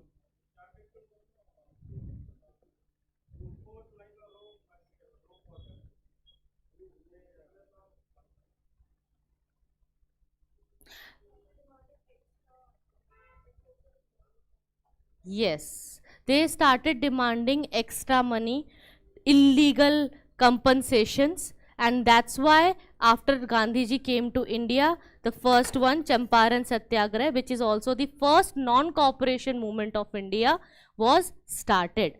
Okay, so it was the reason, and Gandhiji himself became the member of that commission to investigate. So he knew how to break the laws because he was a well-known person of laws, right? So yes, they started demanding illegal dues. Illegal dues, that is only you need to remember. So with reference to the history of India, Ulgulan or the Great Tumult is a description of which one of the following events? It's a very factual question, easy one. 2020 it came, the revolt of 1857, the Mapilla rebellion of 1921, the Indigo revolt of 1859 to 60, the Birsa Munda's revolt of 1899 to 1900. So which one is right? Bhagwan Birsa Munda, okay, died due to cholera. That's why the movement faded out. However, yes, Ulgulan is considered with the term related to Birsa Munda. People used to think that he is having magical powers and he can do whatever it takes. And Birsa Munda used to guide his people that you should stop drinking because tribal people had a problem that they were very alcoholic and they were just wasting their time. They were not increasing any skills or educating themselves. So he started inspiring them and he wanted to bring a Munda Raj. But he was jailed and when he came back, he died due to cholera. Chapter 7, Social Religious Reform Movements. Consider the following pairs, movement and organization. Okay. All India Anti-Untouchability League, Mahatma Gandhi, right or wrong? It is right, right. All India Kisan Sabha, Swami Sahajanand Saraswati. Self-respect movement, E.V. Ramaswamy Naikar. So D, again the trick. Okay. So D is going to be the right answer here. 1, 2, 3. Satya Shodhak Samaj organized a movement for upliftment of tribals in Bihar. Temple entry movement Gujarat, anti-caste movement Maharashtra, peasant movement. With the name only, you can, understand it. It's very easy to guess by common sense. Satya Shodhak Samaj means something samajik. When something is samajik, then of course tribals or other things will not come. Peasant movement तो बिल्कुल भी नहीं हो सकता because सत्य शोधक समाज की बात हो रही है. So of course these two will be confusing for you. So here you just need to understand anti-caste movement is the right one. And there were so many anti-caste movements in Maharashtra. So just remember one thing, that in Maharashtra, anti-caste movement most common. Okay, most common. Chapter 8, Rise of Militant Nationalism, UPSC 2016. The Swadeshi and boycott were adopted as methods for the first time during the agitation against the partition of Bengal. See, we are not asking about if it was used. We are saying that for the very first time. Okay, first time. Like, of course, in Home Rule movement also they were saying Swadeshi. Non-cooperation movement was also about Swadeshi Khadi. Visit of the Simon Commission was not related to Swadeshi, but yes, Simon go back, we were saying, as no Indian was there in the entire board. But these two can confuse you, but if you read this first time, you will understand that for the very first time in India, we started with the partition of Bengal only. Even it was a challenge in front of Britishers that if you will do this partition, we will start Swadeshi movement. Indians were very clear, but Britishers were like, jo karna hai kar le types, we will do it. And Lord Curzon just divided it, but they annulled it also. When they shifted the capital from Calcutta to Delhi, they cancelled the partition because there was a widespread agitation and so many revolutionary activities going on. So yes, they decided to cancel it. So for the very first time, Swadeshi and boycott. With reference to the Swadeshi movement, consider the following statements. It contributed to the revival of the indigenous artisans, craft and industries. Yes, it is very much. The National Council of Education was established as a part of the Swadeshi movement.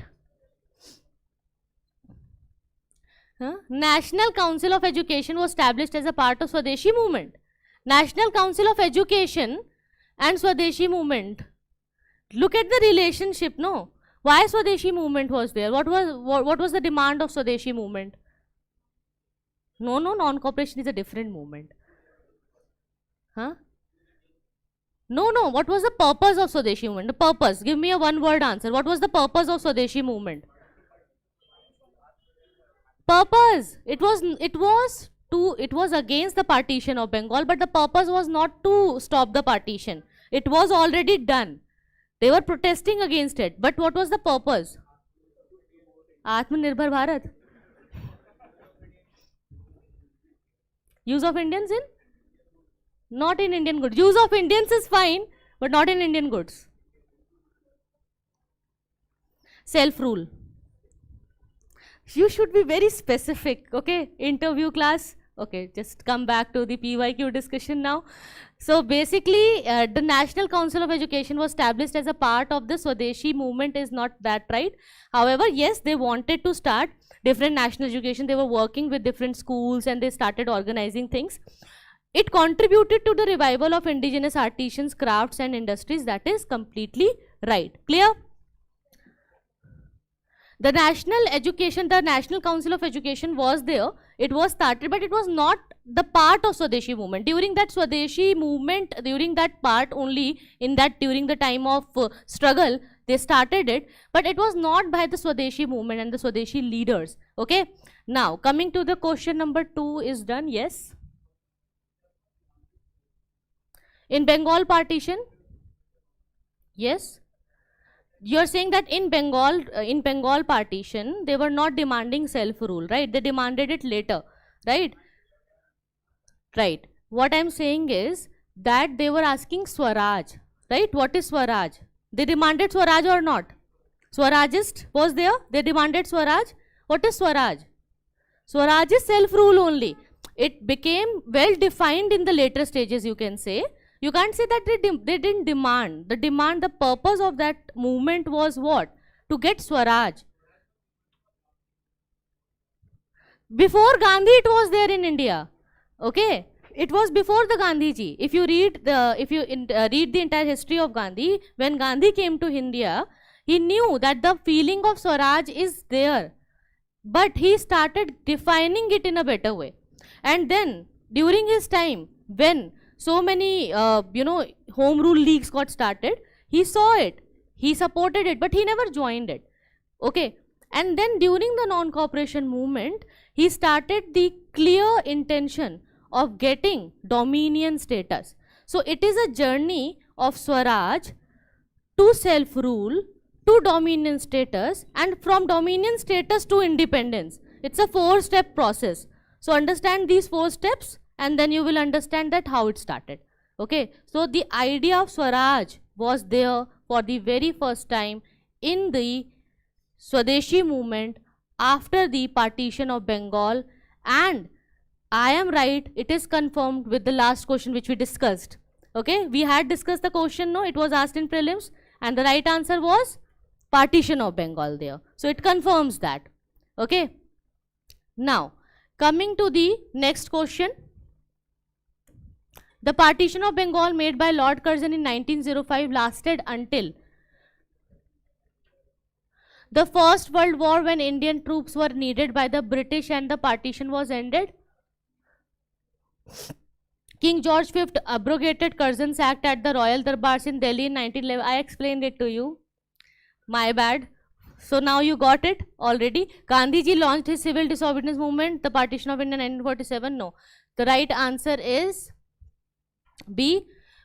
I myself have just explained this to you that they cancelled it when they saw so many revolutionary activities going in Bengal. Bengal became the epicenter of nationalism and that's why they cancelled it, and they decided to keep Delhi as the new capital. Why Delhi?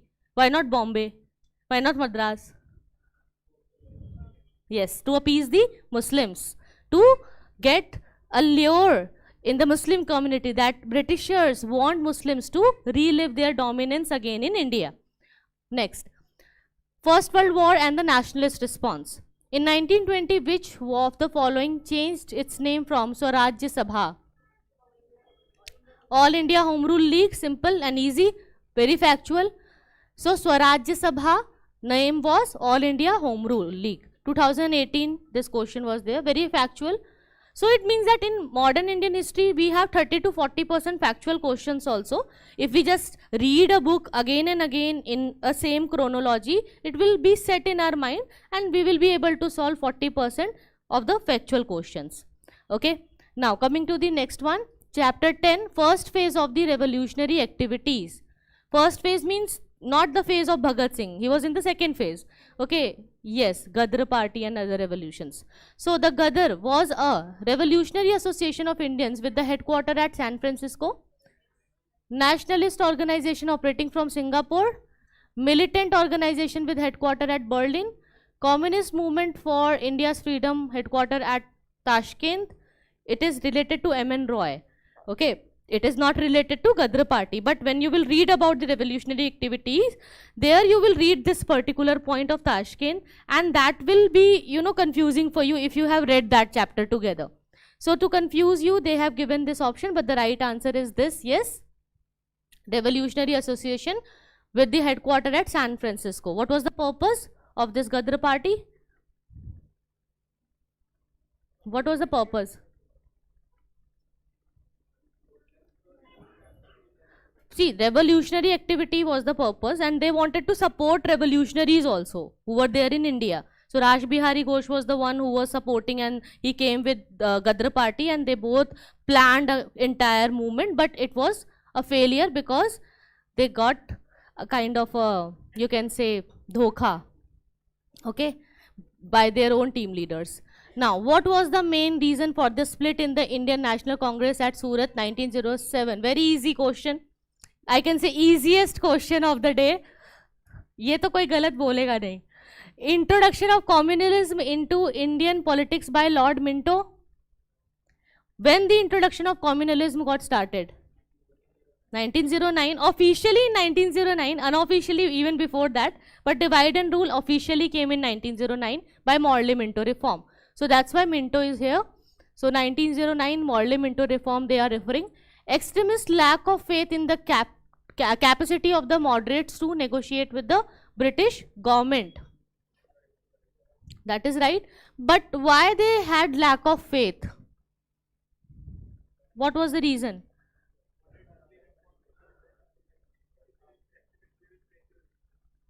Yes. See, basically that is right, but the question is they believed in this resistance, they believed in that, the ideology was different. But why this ideology became so different? Why they were so frustrated?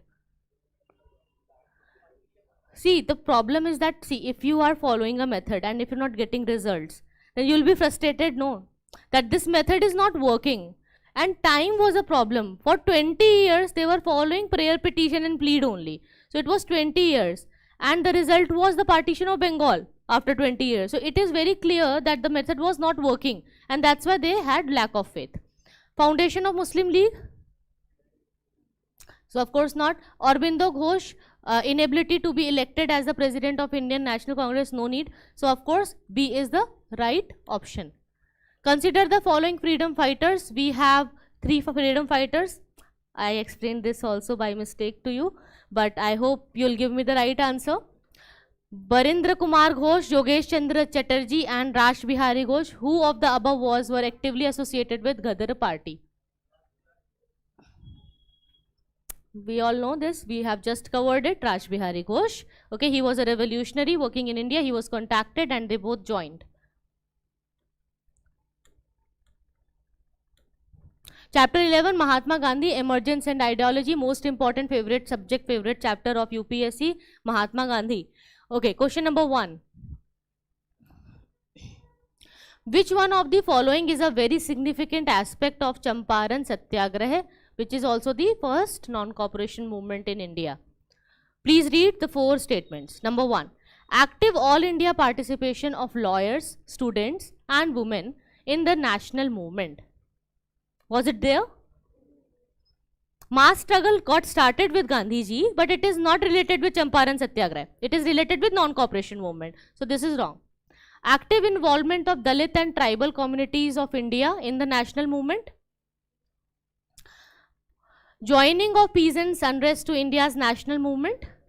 Correct? Because yes, Champaran Satyagraha is related to the peasants only, as we have already discussed a lot about it. Drastic decrease in the cultivation of plantation crops and commercial crops, no. Okay, fine. Next question. With reference to the Rowlatt Satyagraha, which of the following statements is are correct?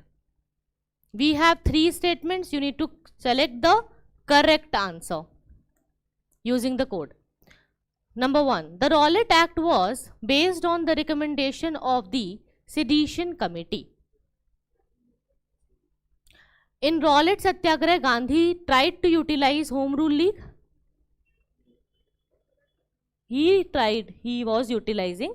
See, he didn't join Home Rule League initially, but when he saw that they got this new Black Act, Rowlatt Act, which is to arrest people in India like that. So then he understood that I should utilize the opportunity given by Home Rule League. So when initially we were discussing few of the topics, I told you that he never joined any of the Home Rule League. But when Rowlatt Act came in the picture, Gandhiji understood the real intentions of Britishers. And then he thought that already a lot of work, a groundwork is done by Home Rule League, so I can help and support them. And I can, talk to them. So we both can come together. So after Rowlatt Act, Gandhiji started supporting Home Rule Leagues. But before Rowlatt Act, Gandhiji never joined or supported Home Rule League because he wanted to support Britishers as a part of his diplomacy. Okay, demonstrations against the arrival of Simon Commission coincided with the Rowlatt Satyagraha. Of course, no, that date is different. So, of course, we are very clear that this statement is incorrect. So, we have first and second statement as correct. So, we can get this option B. Clear? Let me just see how our YouTube students are performing. Very nice, guys. Great. You're performing fine. And we have covered the Mahatma Gandhi's question number 2 is done. Fine. Let's come to the next question.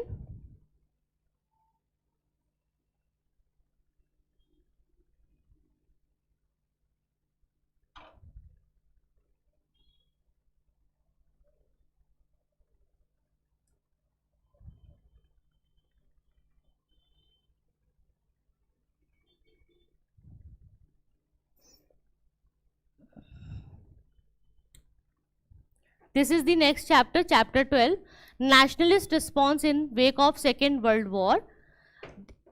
At this particular time, Britishers thought that it's very important for Britishers to align with Indians. They wanted support from India, but they were not ready to give independence. So Congress, they resigned from their ministries. But here you need to understand a small point, that they gave dominion status later.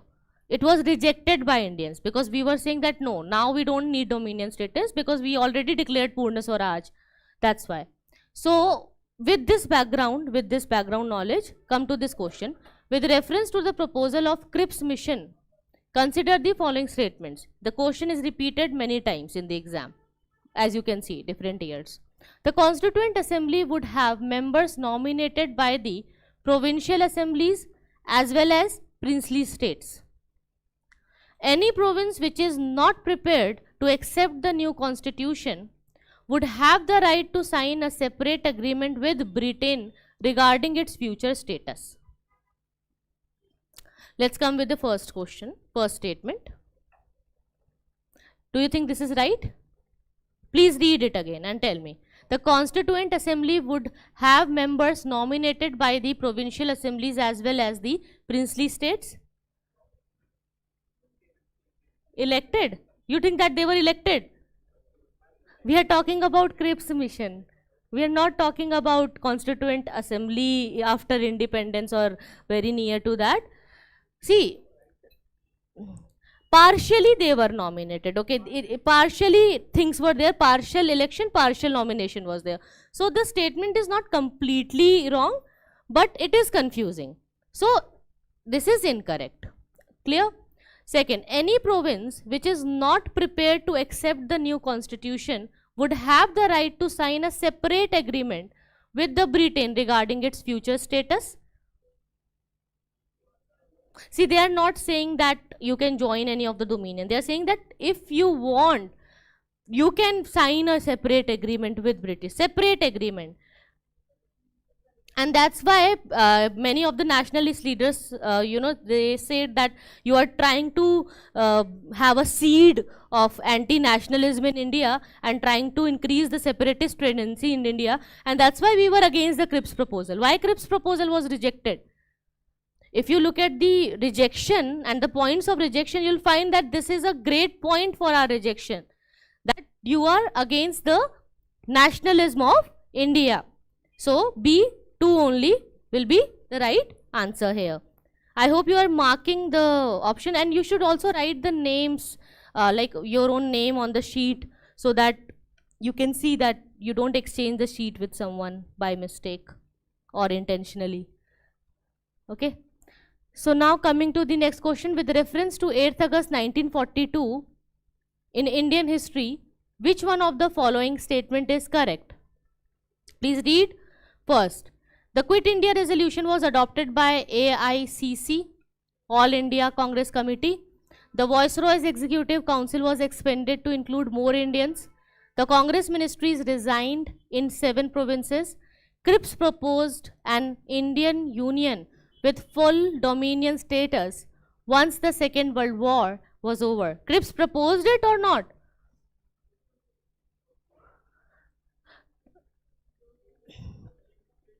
See, Cripps proposed an Indian Union Indian Union with full dominion status once the Second World War? First of all, it's not possible, because we already know how the Muslim League was working and they were demanding for Pakistan. So how can they give full dominion status? Two dominion status came after independence also. So the first statement is the right answer. The Quit India resolution was adopted by AIC. Okay. Now coming to the next question. The plan of Sir Stafford Cripps emphasized that after the Second World War, what we will get? India should be granted complete independence. Yes, they were not giving us complete independence. We declared it ourselves. Okay. India should be partitioned into two before granting independence. Partition? No.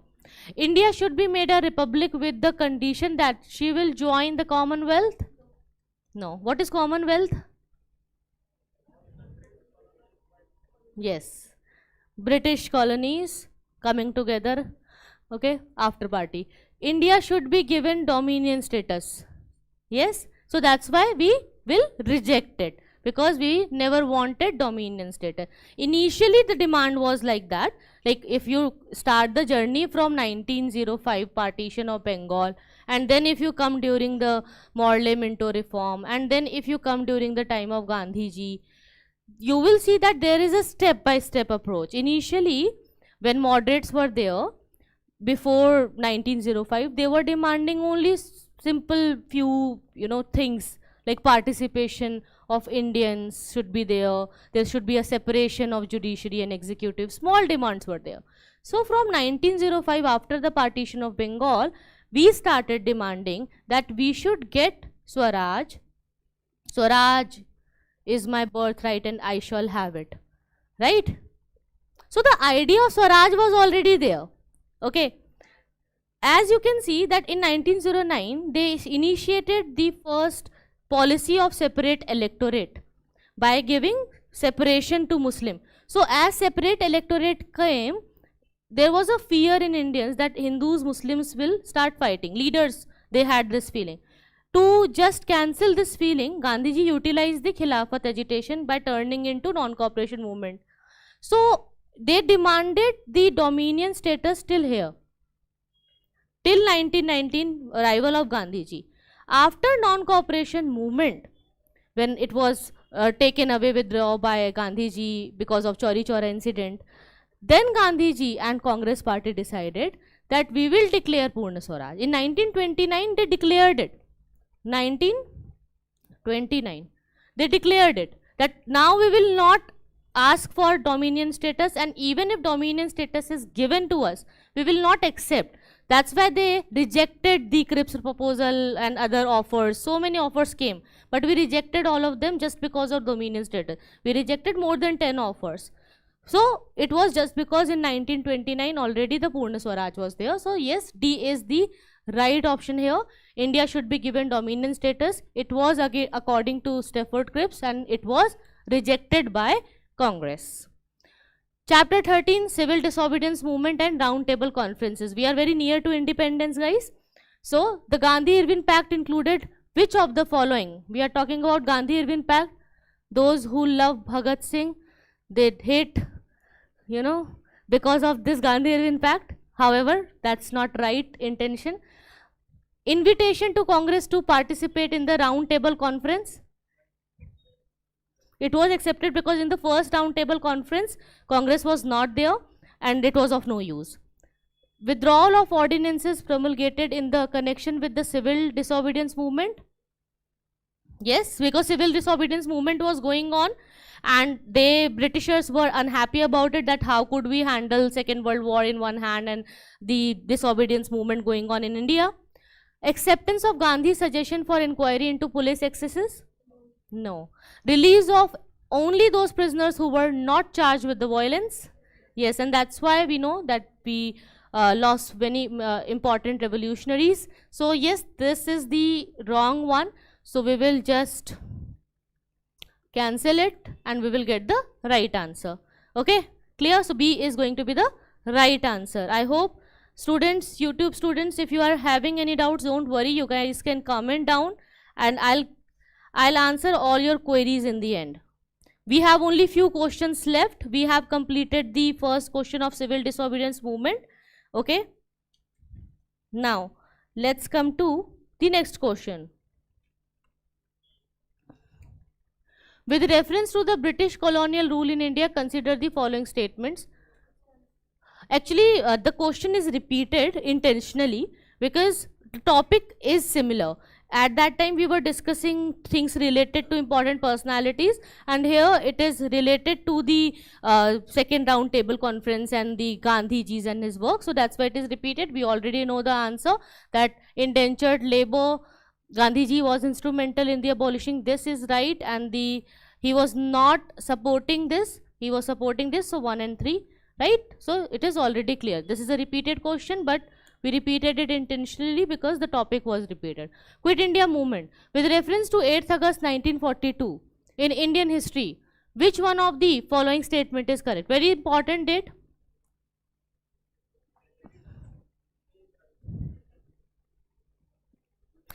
The Quit India resolution was adopted by AIC. The Viceroy's Executive Council was expanded. No need. Congress ministries resigned. They resigned it, but no, not right now. Cripps proposed an Indian Union with full dominion status once the Second World War was over. No. First of all, see, full dominion status to de hi nahi sakte because we had the Muslim League. So first A is right. The Quit India resolution was adopted by AIC. Come to the next question. Chapter 15, important Congress sessions. What was the main reason behind this? Okay, ये वाला है ना इसका. C, B is the right option here. Okay, next question. Consider the following statement. The first woman president of the Indian National Congress was Sarojini Naidu. Sarojini Naidu was the first Indian woman. Okay, Annie Besant was the first woman. So this is wrong. The first Muslim president of the Indian National Congress was Badruddin Tayyib. Right. Okay, so B2 only is the right answer. Clear? Please come to the next question. The 1929 session of Indian National Congress is of significance in the history of freedom movement because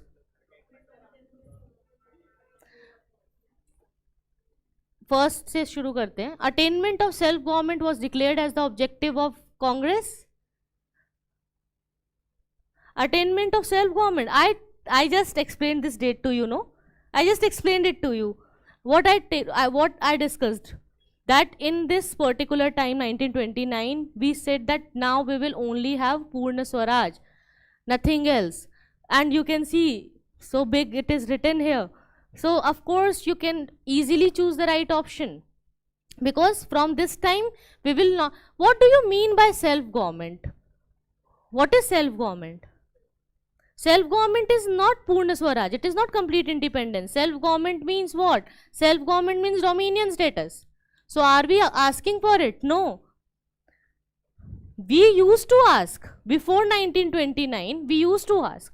But after the withdrawal of non-cooperation movement, it was an eye-opening event for us. And we started asking for not Purna Swaraj, but Purna independence, complete independence, Purna Swaraj. So not, see, there is a difference between Swaraj and Purna Swaraj also.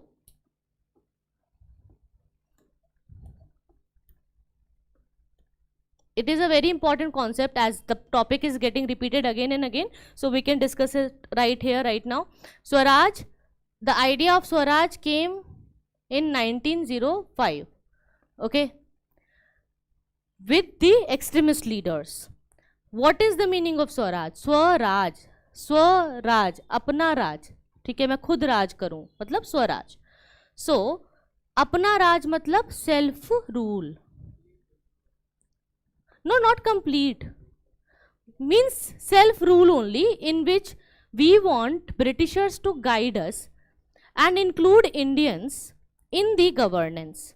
So when we are asking Britishers that you should include us and you should, help Indians participate in the elections and get some good posts in the government, then we are asking about self-rule.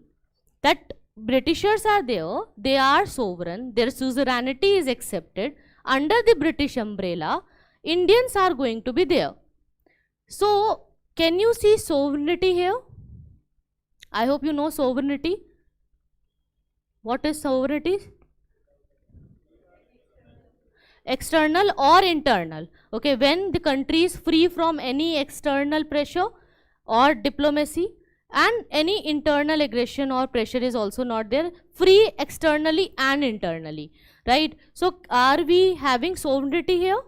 No. So, the difference between Swaraj and Purna Swaraj is sovereignty. Here, sovereignty is not there, but Indians are participating in election and would be having good posts in the governance. They will enjoy the self-rule by having their own rules and regulations made under the British government, as they used to have the same in a dominion status way in Australia and Canada. So, on the same lines, Britishers used to follow things in other colonies. So, same Indians were asking. So, that is self-rule. That is known as Swaraj. Later came to be known as self-rule. Later came to be known as dominion status.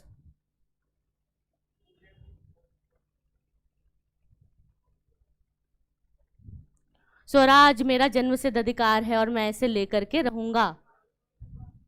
Okay, so Purna Swaraj is there, which is declared in 1929.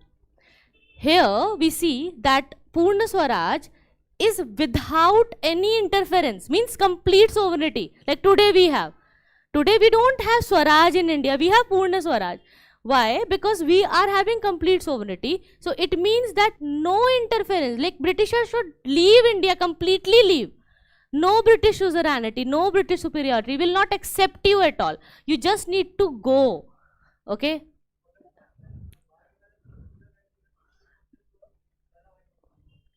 See, Dadabhai Nauroji, the grand old man of India, he gave this strength, he gave this concept as a Swaraj of self-rule. But the word Swaraj, utilized as a slogan, was by the person, okay, Bal Gangadhar Tilak, who was there like, this is my birthright. And it came with the extremist ideology of Congress. In 1905 only, they understood that we need to work on it now. Okay, because there was no result coming because of the moderate approach, no result was coming. And that's why he gave this slogan. So, Lal Bal Pal, when they became extremists, they started using this slogan again and again. Now, this is very clear. Chapter 16. In 1920, which of the following, we are in the new question here guys, following change its name to Swarajya Sabha. It's a factual question, very easy. Swarajya Sabha, the name was changed to All India Home Rule League, right? And that's why Tilak and Annie Besant, they were working, and I told you Home Rule League means same. They are still asking about self-rule only. Home rule, self-rule, dominion status, Swaraj same, ठीक है, इन सबका मतलब एक ही है. Politically, word terms के accordingly नहीं, politically they mean same, मतलब Indians को भी सरकार में घुसने दो, बस इसका इतना ही मतलब है. तो politically self rule, home rule, dominion status, सबका एक ही मीनिंग है. Okay, now coming to the next question. Who among the following were the founders of Hind Mazdoor Sabha established? This is a repeated question. We know this. Ashok Mehta, T.S. Ramanujan, G.G. Mehta. With reference to Congress Socialist Party, consider the following statement. It advocated the boycott of British goods and ambition evasion of taxes. It wanted to establish the dictatorship of the proletariats. It advocated a separate electorate for minorities and oppressed classes. So first of all, understand what is Congress Socialist Party. With the name, you need to understand. Within the Congress, a rise of socialism was there. Okay, and 1920s is a very important time when it is considered that socialism, communism got started in India. So many parties got formed, RSS and other things were going on. So here you need to understand that in the Congress, why Congress Socialist Party is needed. Is it mean that Congress supported industrialist businessmen and big people? Like they supported capitalism? Why Bhagat Singh started HSRA ki no, we will have our own Republican Socialist Party. Hindustan Republican Socialist Party was there, no. Why? Bhagat Singh was in need of that. He could join Congress, he could have joined Nehru ji. The reason is, when Congress came and when it was led by Motilal Nehru, and then when his son Jawaharlal Nehru came, Jawaharlal Nehru started approaching and attracting youngsters. So when young people see young people, they feel like, okay, the ideology is same and I can follow him or her. At that time, when Nehru ji had a good nationalist ideology, and when he was able to lure all the youngsters, they became very extreme, and that young energy was flowing in the Congress. So they started thinking that who are we supporting, and is there anything like capitalist in India? So at that time, capitalism, even today, is seen in a negative approach. When we see it in India, we don't like capitalists the way we like socialists. Today we like it more, because now we are talking about Make in India, Made in India, Atmanirbhar Bharat, Startup India. Today we like it. Why? Because now we understood the LPG concept. After 1991, we started liking these concepts and we understood the meaning of capitalism and the power of capitalism, how it is helpful in being ambitious and profitable. So now we are working for profit. So that's why we want capitalism. So from mixed economy, a switch of capitalism is coming in India right now, economically. But at that time, when poverty was high, when basic needs were not fulfilled, when people wanted government to follow a well-being approach, that time people liked socialism more than anything else. And they supported socialism. But when they saw that Congress party and leaders are coming from Hindu elite group, elite families, they understood that we need to have a different approach for socialist and communist leaders. And that's why this party was there. So of course, if you look at this, the idea of socialism, and if you see these three statements, it is very clear that none of these statement is referring to socialism, right? They are talking about different things, goods and all. So of course the answer is going to be none. Okay? If you know the concept of capitalism, socialism, communism, communalism, if you know the difference, you will understand that these statements are here wrong. However, communism and socialism, they both are same, but socialism is a liberal arm of communism. Now, coming to the next question, chapter 17, evolution of civil services in India. Wellesley established the Fort William College at Calcutta. It's a repeated question. Yes, we have covered it. He wanted to train British civilians for administrative purpose in India. But why he wanted to train his civilians?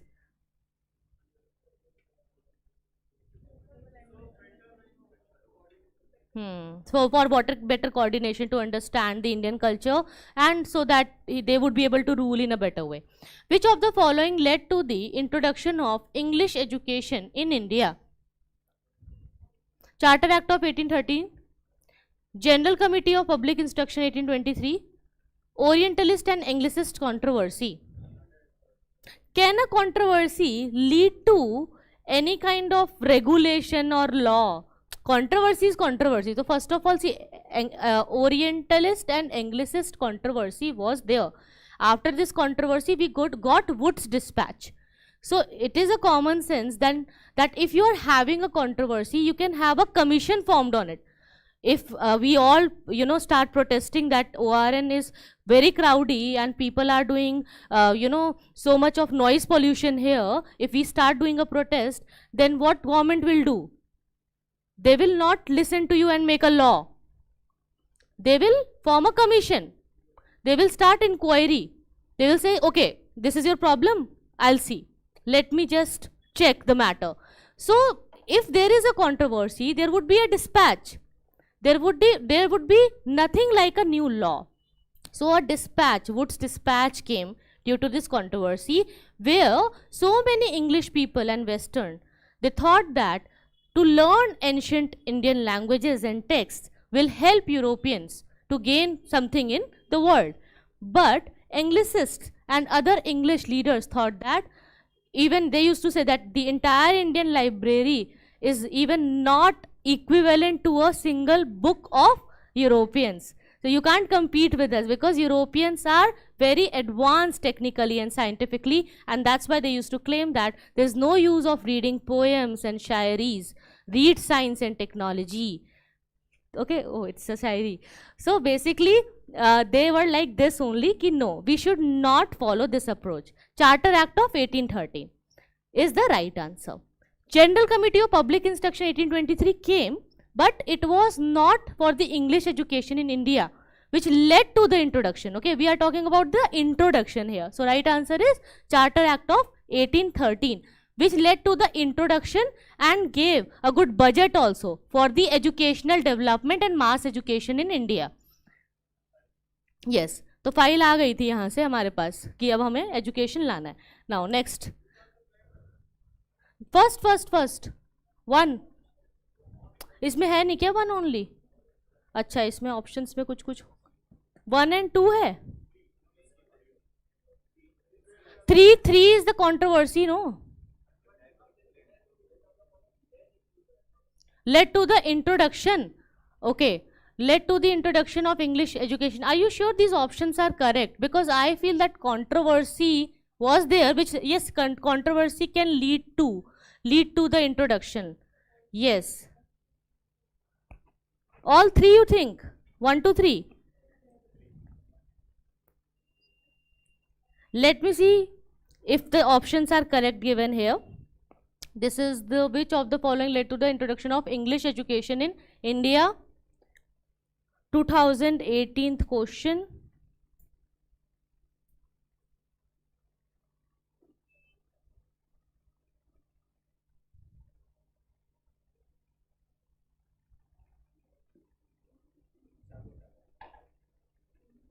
Don't follow Google, okay?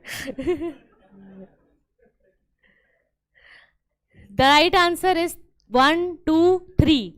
Okay, 1, 2, 3. D is going to be the right. Or she said that this is the right one. D. Okay, so it is about the introduction. So that is the fine thing, that the controversy will lead to the introduction. So this, they introduce something which is related to the education system in India. Now, with reference to the educational institutions during colonial rule in India, consider the following pairs. Sanskrit College at Banaras was by William Jones, Calcutta Madrasa by Warren Hastings, Fort William College by Arthur Wellesley. So, you need to tell, with reference to educational institute during the colonial rule in India, consider the following pairs. Calcutta Madrasa, Warren Hastings is fine, I think. And other two, Sanskrit College is not by William Jones, no. And Fort William College is also not by Arthur Wellesley, because, yes. So that's why I think this second B is going to be the right option 2 only. B.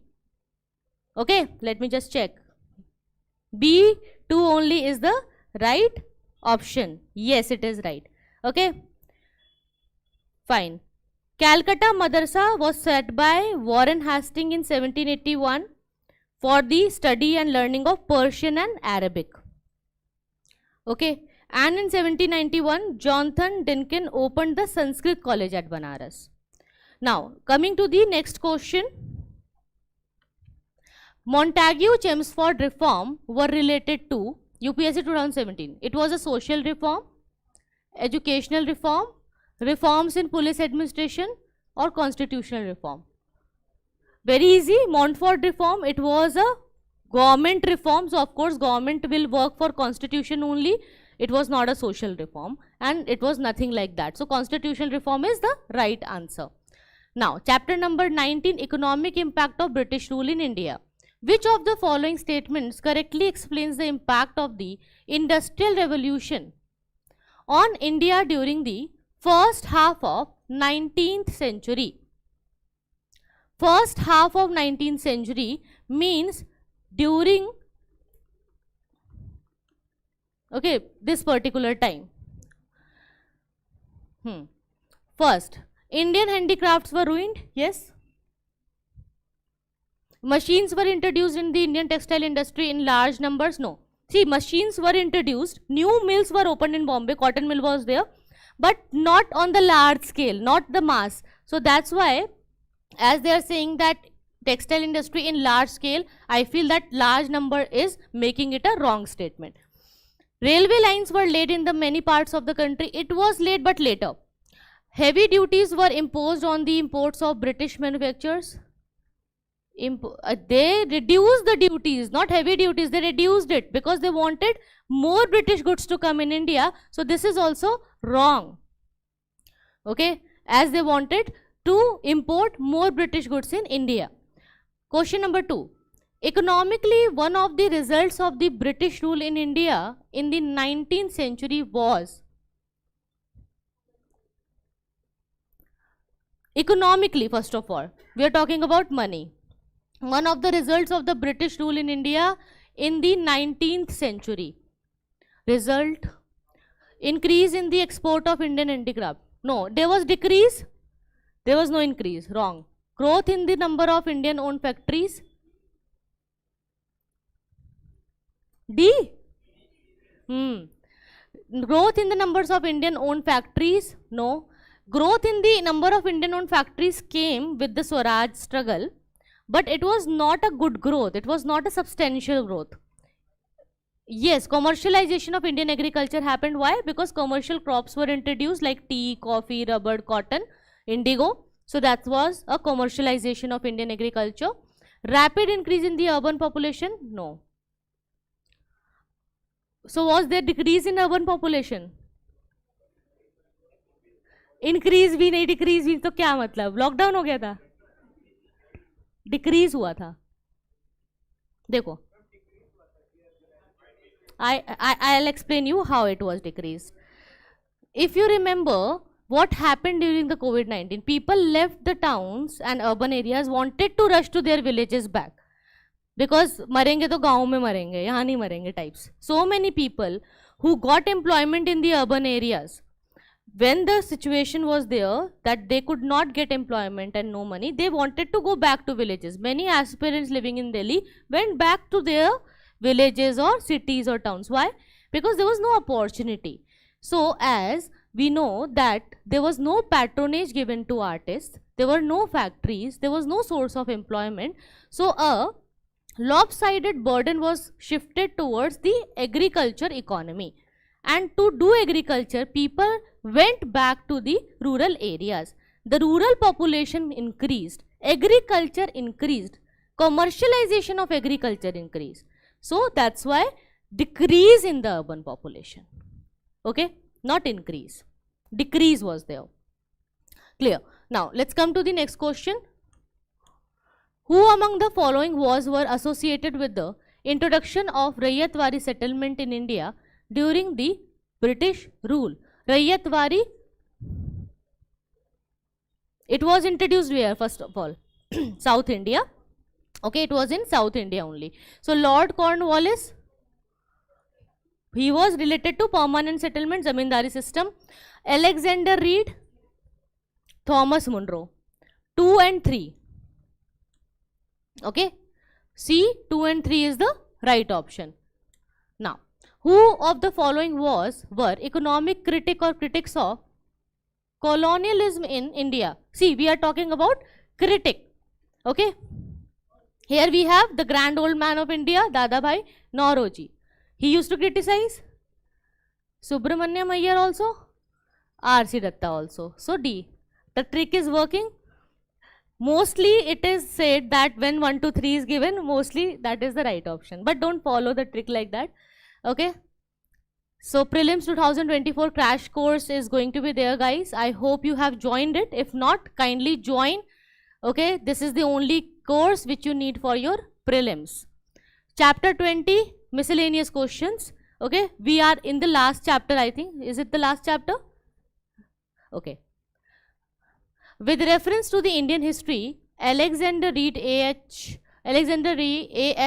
Logarst, Robert Swell, James Burgess, Walter Elliot were associated with. It's a tough question, however. If you see, look at the names. It came in 2023 last year. So look at the toughness they are increasing. Last year दिया नहीं है क्या? तो नहीं मिला question, तभी नहीं हुआ या नहीं हुआ प्रीलिम्स में? वी कैन गेस दैट, बताने की जरूरत नहीं है. Archaeological excavation, establishment of English press in colonial India, establishment of churches in princely states, construction of railways in colonial India.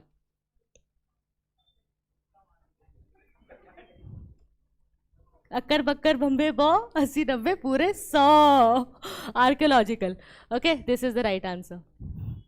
Archaeological excavations, I suggest whenever you see these type of questions in exam, leave it. It's just to waste your time. Nobody will read about these random English people, okay? And you don't need to, that's why I think he followed a right approach, that he is even thinking that ये तो question ही नहीं आया था. मतलब अलग ही level है confidence का, but यही होना चाहिए that you should think that ऐसा question है ही नहीं, exist ही नहीं करता आपके लिए. Leave it, because it will just waste your time. Always they give 2-3 questions like this. So it's better not to mug up things and mix things. It's better to leave it and jump to the next one. Consider the following statements. Statement 1. 7th August is declared as the National Handloom Day. Okay, right? It was in 1905 that the Swadeshi movement was launched in the same day. Both statement 1 and 2 are correct. They are correct, okay? And statement 2 is the correct explanation for statement 1. That's right.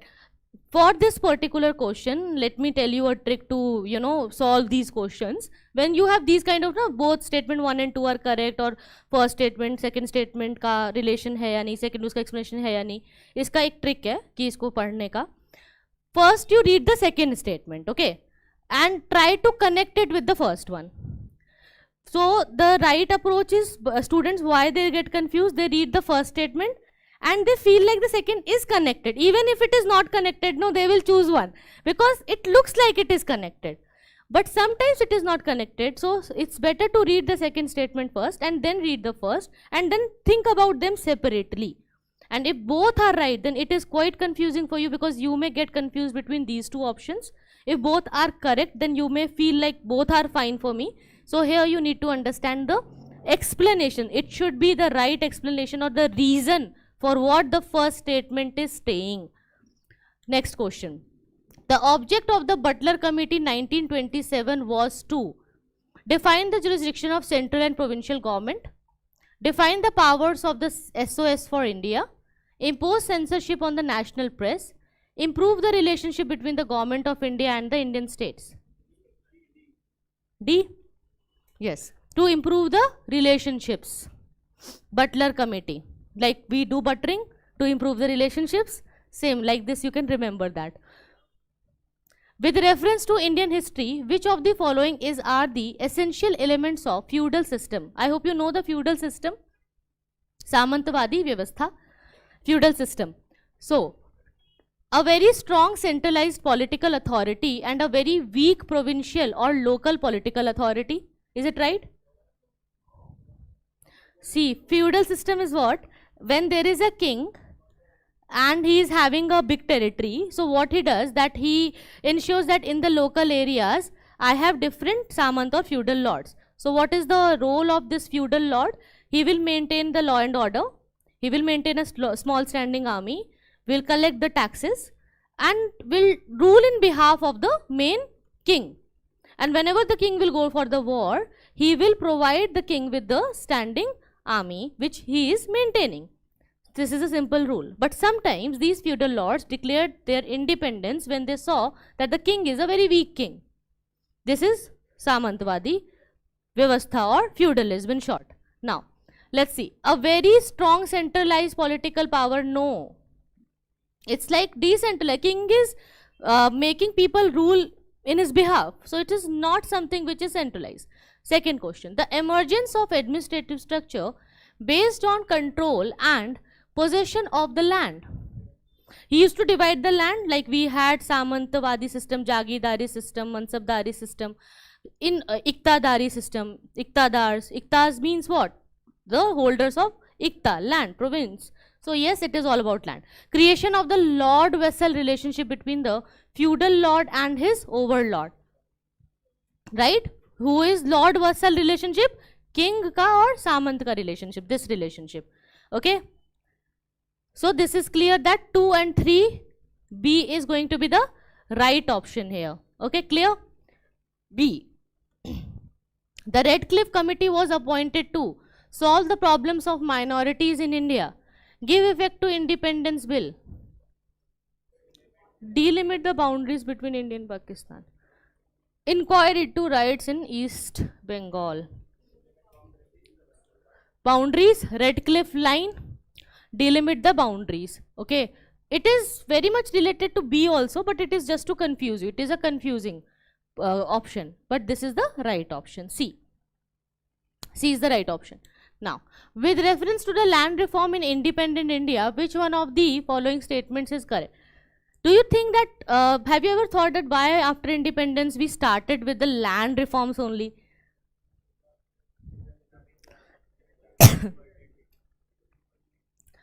There is a step-by-step approach in the economy that you need to take care of primary sector first, then secondary and then tertiary. And in the primary sector, we are still an agricultural economy, and that time also agriculture was the main important thing for us.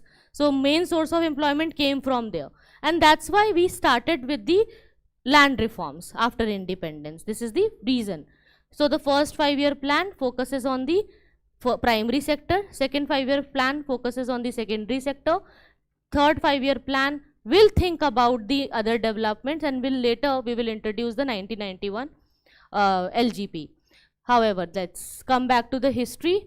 So with reference to land reform, the land ceiling law was aimed at family holdings and not individual holdings. Like, let's say I am a landowner and I have a big property. So what I can do to just justify my land rights, I may divide it among my family members and will say that this is not the entire land is mine. This property is divided among our family members. So everyone is having their own rights. People did that no?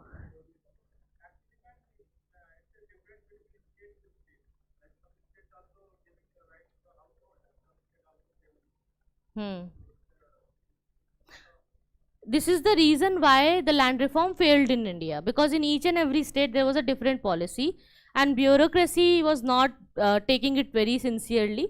So in few of the states it got victory and successful. So first of all, this is not about the land ceiling laws aimed at family holdings and not the individual holdings. They aimed at individual holdings only. First of all, you need to ensure that one individual can't hold this much of property, like this they said. So this first statement is wrong. Second, the major aim of land reform was to provide agricultural land to all landless. To all landless.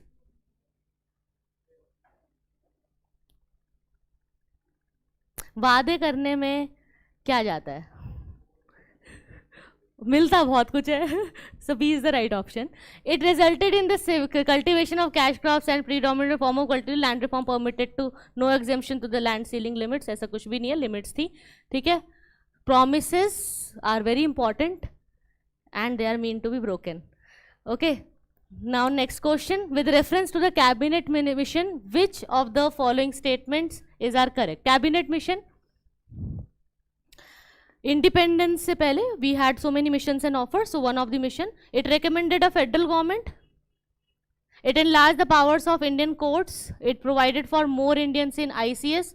ICS वाला तो matter बहुत पहले ही close हो चुका था. So third statement, huh? You tell. None. None.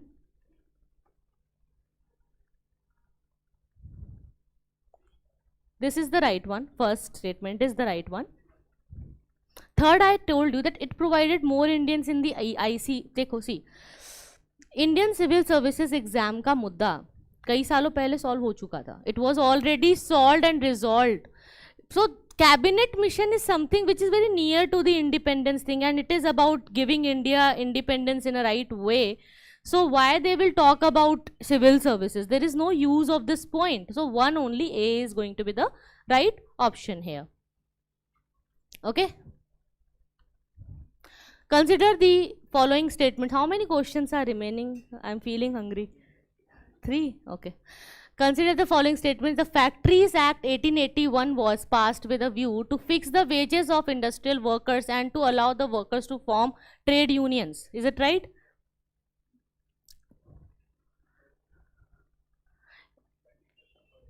It was not to fix the wages and things like that. It was for workers. So this statement is wrong.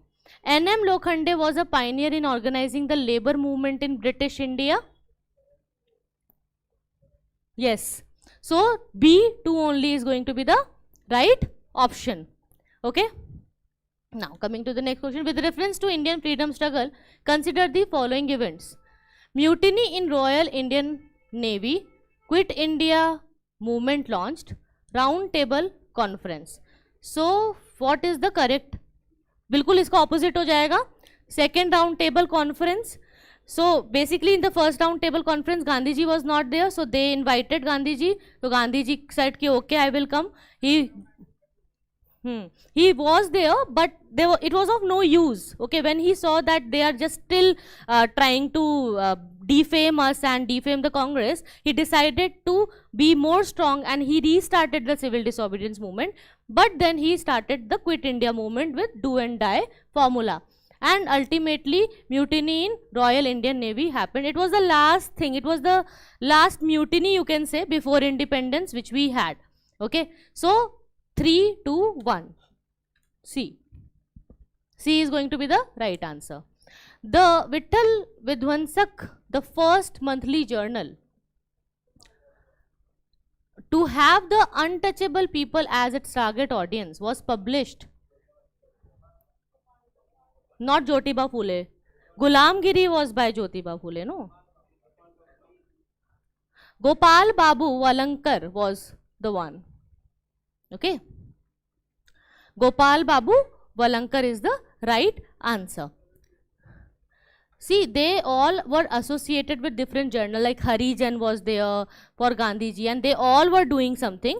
But when we talk about Vittal Vidwansak, Gopal Babu Valankar is the right answer. Okay, so finally we have completed all the answers, and it was a great session with you guys. Now we will discuss the right explanations, option by option, factual topics. In case you want me to dictate important facts per question for each questions, I can do that.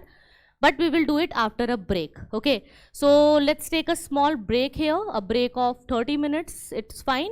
And then we can come back and we will discuss each and every question with explanation. So if you want, you can come back in 30 minutes, and after lunch we can meet and we'll cover all the options one by one. Okay, okay guys, thank you.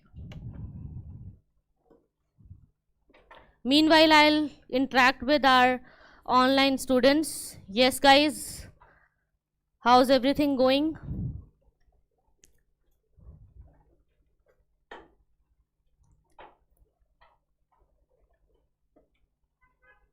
Okay, all the online students who are there live on YouTube, please like the video, share it with your friends, subscribe to the channel, and you guys can interact with me. We are having a small break right now. So meanwhile, in case you have any doubts, if you want to discuss something with me, if you want to talk to me, you can talk, you can discuss, you can ask your questions. I'll reply you, I can see your comments. And it's better to ask questions from me. You can do your friendships later, guys. Okay. Did you like the session, guys? Do you want me to take more sessions like this? Yes, we are continuing the same lecture with the keywords also. Abhi Manoj Kumar aapne pucha hai ki will be there any lecture on keywords? Yes, it will be. We are continuing this lecture with a break, and then I'll discuss all the keywords and options with you. Thank you so much, Anuradha. I hope you liked it. Please share it with your friends. I'll be back in few minutes.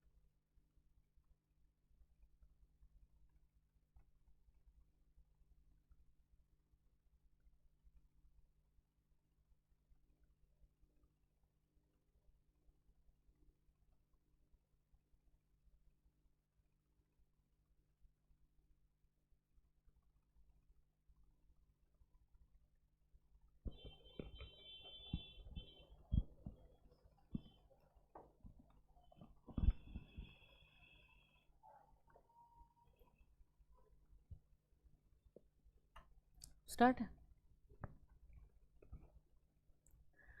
Okay, welcome back guys. So now we will discuss the explanations of each and every question. To save time, what I have done is I compiled everything in a PDF version for you so that it will save our time, and you can take this content with you and will read it, revise it whenever you want. So I have prepared the explanation and solutions for you. So this was the first question, right? With reference to Madnapalle of Andhra Pradesh, which one of the following statement is correct? The right answer is Rabindranath Tagore translated the national anthem from Bengali to English here, which was known as the morning song of India. Okay, so we have covered this. I explained this to you. Same is written here.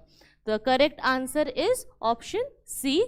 1919, Rabindranath Tagore, during his brief stay at Theosophical College, Madnapalle, it is a town in Chittor, Andhra Pradesh, translated this Janaganamana into English, morning song of India. Okay, if we talk about the other options, the right explanation is here, that like Theosophical Society, the headquarter was in the Madras, not there as it is written in the explanation. So this is about that entire option. So as we know that the town is there in Andhra Pradesh, of course the national anthem was translated here. But if we took look at the first option, which says that Pingali Venkaiah was a freedom fighter and a designer of Indian national flag, that is right, but he was born in a village which is near the Machilipatnam, which is not related to Madnapalle. So that's why I have written this here for you. Okay, and to confirm here again, Pattabhai Sitaramaiah was a very important person. He was a leader, but he was born in Andhra Pradesh and he played a very important role in Quit India movement, but still here we can say not related to the movement in the Madnapal. So that's why there is no reason of connecting it. Clear? In the same way, we have other option which is related to Madam Blavatsky and Colonel Olcott. Yes, they were the founders of Theosophical Society, but it was not in the area of Madnapalle, it was in Madras. Okay, so I hope it is clear, no need to discuss more about it. And the same explanation is given in a different way in the different slide, so you can read the slide whenever you want. Sometimes what I have seen in few of the questions, there are different explanations given in the different websites. So if I liked it, I compiled it for you, and that's why you may find 2-3 explanations for the same option. So it's just for your extra revision. So if you get time, you can read, otherwise ignore it. Now let's come to the second question. We discussed songs from prison. It is taken from Upanishad and other ancient texts. It was by the Gandhiji when he was in Yerwada jail. Why he made it? Do you know the reason? For his English friends. He had many English friends, and at that time he wanted it to be read by everyone, so he translated it. He was in Yerwada jail and that time he translated it. So this is the answer. See, songs for prison. In Yerwada jail, Mohandas Karamchand Gandhi translated the ancient Indian religious text, and there was a second editor, John S. Hoyland. Okay, he is also very important. And as you know, like Manu, Kabir, Tulsidas, Mirabai, Nanak, Tukaram, Ramdas, so many poets were there. So all these works are compiled together. So he just compiled it and translated it. Okay, so Songs of Prison is associated with the Gandhiji, and he translated Sanskrit hymns, melodies from Upanishad, and called it the Songs from Prison. Same thing repeated again and again in a different way. Okay, so this is clear now. Hoyland modified the Western publishing format to the material. Later he just formatted it. However, it's not an important detail. It's just an extra detail for you. Okay, don't take it very seriously to revise it and remember each and everything. It's just for your understanding that why that is a right option. Okay, other things are fine. He was there in South Africa, so of course he was fighting against the racial inequality, which we will discuss in the next questions, because we have other options related to Gandhiji. Now, let's come to the third question. With the reference to the British colonial rule in India, consider the following statements. Mahatma Gandhi was instrumental in abolition of the system of indentured labor. That's right. This statement is wrong because he wanted the support of Indians in the World War. So, because it's written did not, that's why this is wrong. And this is right that yes, Congress was banned. Why these two statements are correct? These two statements, B, 1 and 3, it is correct because Gandhi was instrumental in the abolition of indentured labours. If we talk about it, they were contracted labours. I have already explained it to you. Here we have discussed that why these two statements are correct and this one is wrong, because Mahatma Gandhi supported the resolution on recruiting Indians. So in South Africa, Gandhi ji was opposition to compulsory registration. As I told you, there was a registration certificate which was something they had to carry every time. All the Indians, all the blacks, they had to carry. There was one act which was known as Asiatic Law Amendment Act. It was the Transvaal government, the act was there, and their Transvaal government organized something in which they never wanted immigrants to come. Okay, so they wanted that there should be some restrictions. How can laborers cross the borders and go and do whatever they want? So that's why a non-violent protest was going on, and because of this protest, Indian Relief Act 1914 was passed, which eliminated extra tax, like a poll tax was there. Poll tax means a tax which is there to give you security. Like in the society where you live, wherever you stay, you must have a security guard of a society of that particular area. But you have police also in your area. So you pay taxes to the government, but you also pay something to the security guard, right? So in the same way, that time poll tax was there. Poll tax was increased. So they had no income because these laborers were so poor. So they were not able to pay that high poll tax. That's why they never wanted it to be there, and they were protesting peacefully, which eliminated this extra tax on the Indian citizens who had not renewed their indentures. Indentures mean the contracts, and who were so poor not to pay. They were not able to pay the poll tax.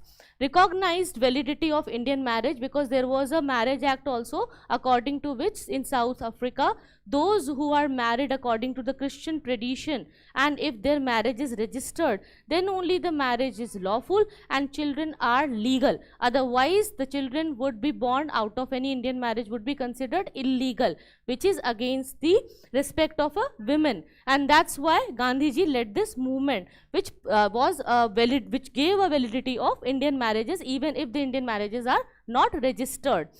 In the Young India, Young India was, in which the articles of Gandhiji was published. So Young India was written by him. There was an article on 27th November 1920 that to every Englishman in India, means every Britisher should understand what Indians want.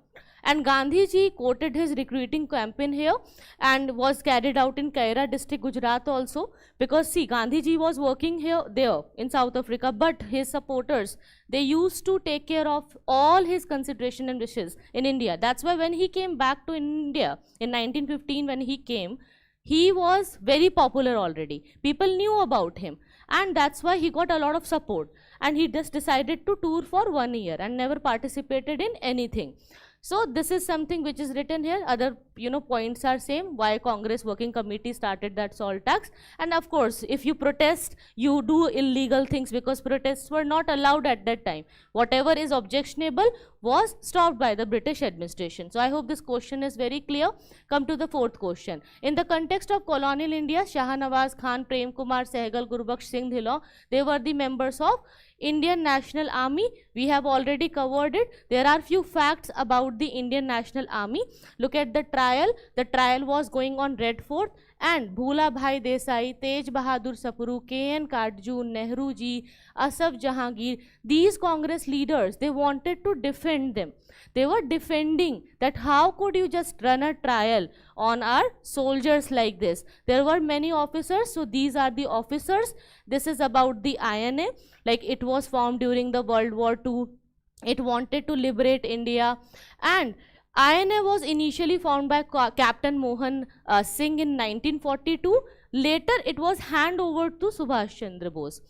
with the support of a Japanese during the occupation of Southeast Asia. Now the question is, why Japanese supported Captain Mohan Singh? Why Japanese supported Indian freedom struggle?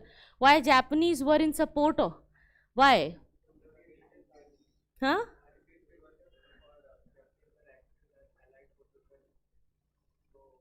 And you know what, that during the time of Second World War, we see that the war was not between Japan or anyone else, it was between Britain and Germany.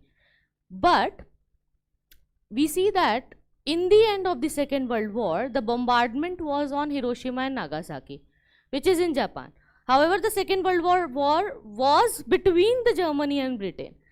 It was why? Because it is just a purpose of being superpower. Japan wanted to be a superpower of the world and was getting control in Asia. In Southeast Asia area, Japan was controlling many areas, which became a threat for USA. USA was seen as a competitor of Japan, because in Asia, if you look at other countries, no other country was technically very advanced, but Japan was advanced, and Japan was able to get the freedom very soon. And that's why in Japan, industrialized sectors were there. In the Second World War, it just wanted to disturb USA, so Pearl Harbor was bombarded, and that's why, to take the revenge, USA bombarded the nuclear weapons in the Hiroshima and Nagasaki. So Japan was against Britishers. So as you said, that the team, two different opposite teams were there, and of course that's why Japan was in opposition of Britishers, so they helped us. We got help from Germany also. Germany also provided arms and ammunitions to us, so it was very, very helpful for us. So how to, due to the differences with Japanese later, because Japanese, they got that bombardment in Hiroshima and Nagasaki. So after that Second World War, they became very easy and calmed. So when they calmed down, Captain Mohan Singh was relieved. Okay, so INA leadership was passed to Netaji Subhash Chandra Bose. He was a very important person, and he, you know, prepared everyone. And then trial got started from 1945 to 46, and other stories are related to that, that okay, you have waged a war against the king who is the emperor. Okay, so you are going against Britishers, so you are challenging Britishers, so you will get this, you know, you will be getting a good punishment. So this story is written here, which you can read whenever you want. It's a repeated point which I have already explained. In the context of Indian history, those who are watching it on YouTube, you guys can pause it later, get a screenshot of the video, read it later, okay, because we need to save the time. That's why we have so many questions to discuss, so we can't, you know, I can't read each and every line for you, so just read it by yourself. In the context of Indian history, the Rakhmabai case 1884 was about the age of consent and the restitution of conjugal rights related to marriage and relationship. Yes.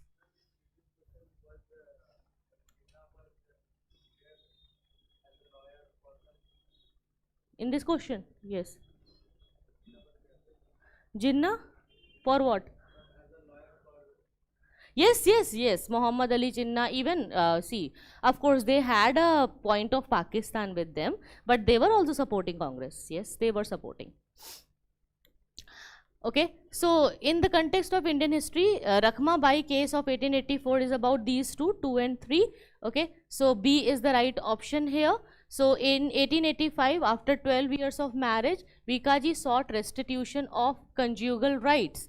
Okay, so I already discussed this story with you, that she was married with the old man, and when she got adult, she never wanted to stay with that person. So she had no say, because at that time she was very small. So then the case was lost, and there was no British law which defended girls like this, and no such case was there in the past. So that's why Rukmabai, you know, she was so innocent at that time, so it was a forced marriage on her, and the case generated a great deal of debate in India and England. And then the age of consent in 1891 changed the age from 10 to 12 years. However, it is very, very small age, but it's a small victory at that time if you consider the social things at that time. So Rakhmabai Defense Committee was there to help gather funds and supported her to continue her education. In 1889, she went to England to study medicine. Next question. With reference to the book Deshar Katha written by Sakharam Ganesh Deshkar during the freedom struggle, we have 3 statements. So of course I discussed it with you that he compiled each and every drain theory and important theories given by different nationalist leaders and compiled it in one book and called it Deshar Katha, where he was talking about the hypnotic conquest of mind, means how the westernization is imposed on Indians and how they are draining the economy of India. It inspired the performance of Swadeshi street plays and folk songs. Yes, in Swadeshi movement, songs like Vande Mataram and other street plays were going on. The use of Desh by Deshkar is about the entire nation and areas around Bengal. However, I saw that in one of the website the explanation is given for D also, that it is about Bengal, not just about the entire nation. So I feel like this is a wrong explanation. Don't follow this. You may find these kind of explanation in Google, but it is wrong. Okay, please recheck your sources when you follow something. So where Deshar Katha, yes, we have covered it. I think there is nothing to be discussed in this question. So we can move to the next question.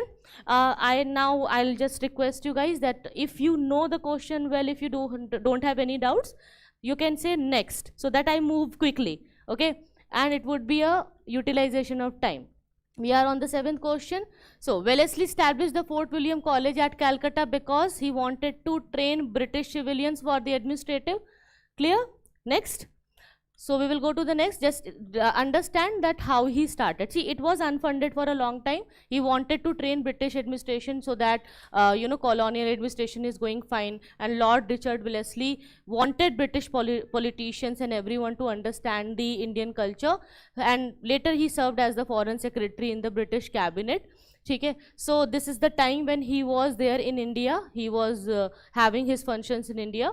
And yes, he also had to dissolve his own armed forces and accept British forces in his territory when the subsidiary alliance was signed. It was a part of subsidiary alliance. If a Indian ruler signs it, then they will get the territory would be completely covered by the Englishmen. So this subsidiary alliance system was also introduced by Wellesley only, right? So this is written here. So entire things about the Wellesley is given in this explanation. You can read it whenever you want. Just understand, Fort William College was started with this intention, but however it was unfunded for a very long time, and that's why it never got that kind of support and became a center of Indian learning and Indian languages got started at that place. Okay, I hope this is clear. You can have a look on the slide and try to read it by yourself also, so that if you catch any doubt, you can just stop me and I'll explain it to you. Now, this is the initial attempt to train the civil servant locally done by Wellesley. Same information, okay? Oriental learning he wanted to encourage, but this is not the primary reason, okay? Primary reason is not that. The primary reason to start that William College is just to train the civil servants. Now, with reference to the Indian national movement, consider the following pairs. We have 3 pairs and all these 3 pairs are correct. So, Sir Tej Bahadur Sapru was the president of All India Liberal Federation. K.C. Nage is the member of Constituent Assembly. P.C. Joshi is General Secretary of Communist Party of India. So, this is the explanation for that the Indian national movement was a period of intense activism, and we know that so many political agitations were going on. From the late 19th century to mid 20th century, we see that the movement was growing, and we see that many individuals and organizations came.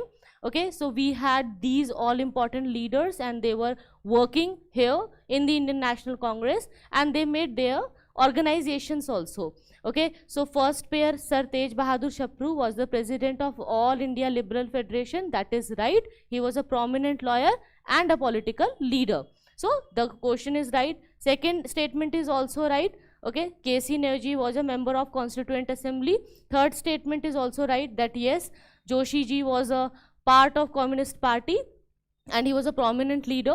Okay, so the same point is explained one by one again to you. You can read it and later revise it whenever you want. I hope no doubts. Clear?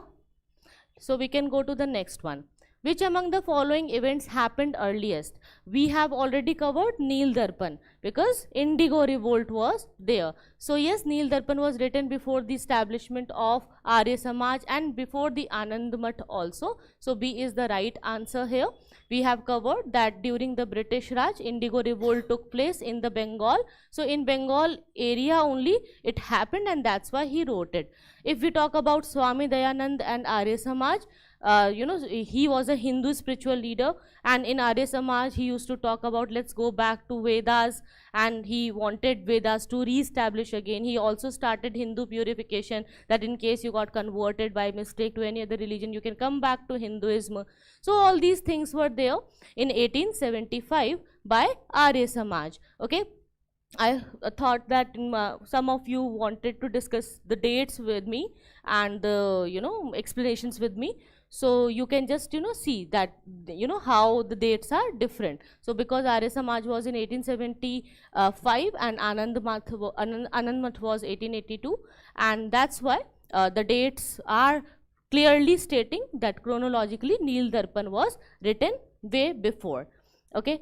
Satyendranath Tagore and Indian Services exam, it is again very important, where Satyendranath Tagore was a Bengali polymath who became the first Indian to succeed the Indian Civil Services exam in 1863. So it was also a very, very important milestone. Now, let's come to the next question. So as you can see,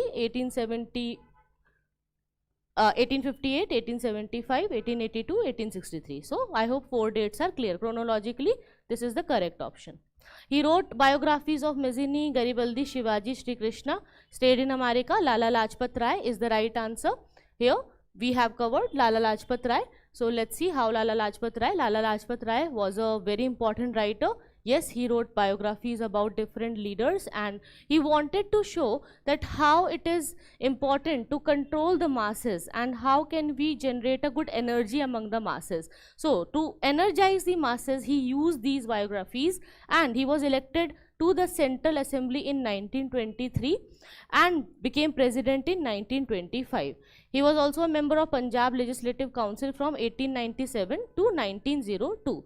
He went to America in 1914. He participated in lecture tour organized in America by the Indian Home Rule League, and during his stay he met many important Americans, including the President Woodrow Wilson. He also gave lectures on Indian nationalism and other things. Okay. In 17th November 1928, due to injuries sustained during the Lathi charge during the protest against the Simon Commission, he died. Of course, we know that Lathi charge was there. When Simon Commission came in India, they had no Indian members in the commission. So Indians were unhappy that you are deciding about the Constitution of India, but you don't include Indians. So that's why they were having a slogan, Simon go back. And there only the Lathi charge happened on Lala Lajpat Rai, and after a few days he died. Next question. Consider the following pairs. Radhakant Dev, first president of British Indian Association, Ghazulu Lakshmi Rasu Chetty, founder of Madras Mahajan Sabha, and Surendranath Banerjee, founder of Indian Association. So only the second statement is wrong, other statements are right here. So British Indian Association was established on 31st October 1851. Okay, and it was the first committee of the association, and it was composed of Raja Radhakant Dev, he was the president. Okay, president, vice president, then Debendranath Tagore was the secretary, Digambar Mitra was the assistant secretary. In May 1884, Veer Raghavacharya, G. Subramanyam Iyer and P. Anant Charalu established the Madras Mahajan Sabha. If you talk about the Ghazulu Lakshmi Narasu Chetty, was an Indian merchant, Indian independence activist and political activist who founded the Madras Native Association. Indian Association was the first declared nationalist organization founded in British India by Surendranath Banerjee and Anand Mohan Bose in 1876. This entire explanation is important and can come in prelims in different ways. So, important fact guys, you guys can just understand about this fact I'll share the slide. I have already shared the slide with team. You can just ask them to give you on Telegram. So you just need to follow up with them so that they provide you the slides. Consider the following statements: Calcutta Unitarian Committee, Tabernacle of New Dispensation, Indian Reform Association. So Keshav Chandra Sen was associated with the establishment of which of the above? He was not associated with this one. 2 and 3 is in his association. So B is the right answer. Okay, so it is about that Calcutta Unitarian Committee. It was established by Raja Ram Mohan Roy, and Keshav Chandra Sen was a social reformer from Bengal. 24 January 1868, he laid the foundation stone of his mandir called the Tabernacle of New Dispensation. A new temple was there, and his followers marched to the proposed spot early in the morning performing Sankirtan, and this was the first Brahmo Street procession also, which was happened in Calcutta. Okay, he was a part of Indian Reform Association also, and it was to legalize the Brahmo marriage and fix a minimum age of marriage. Okay, this is more about the Keshav Chandra Sen, who was a prominent figure and a social religious reform movement leader.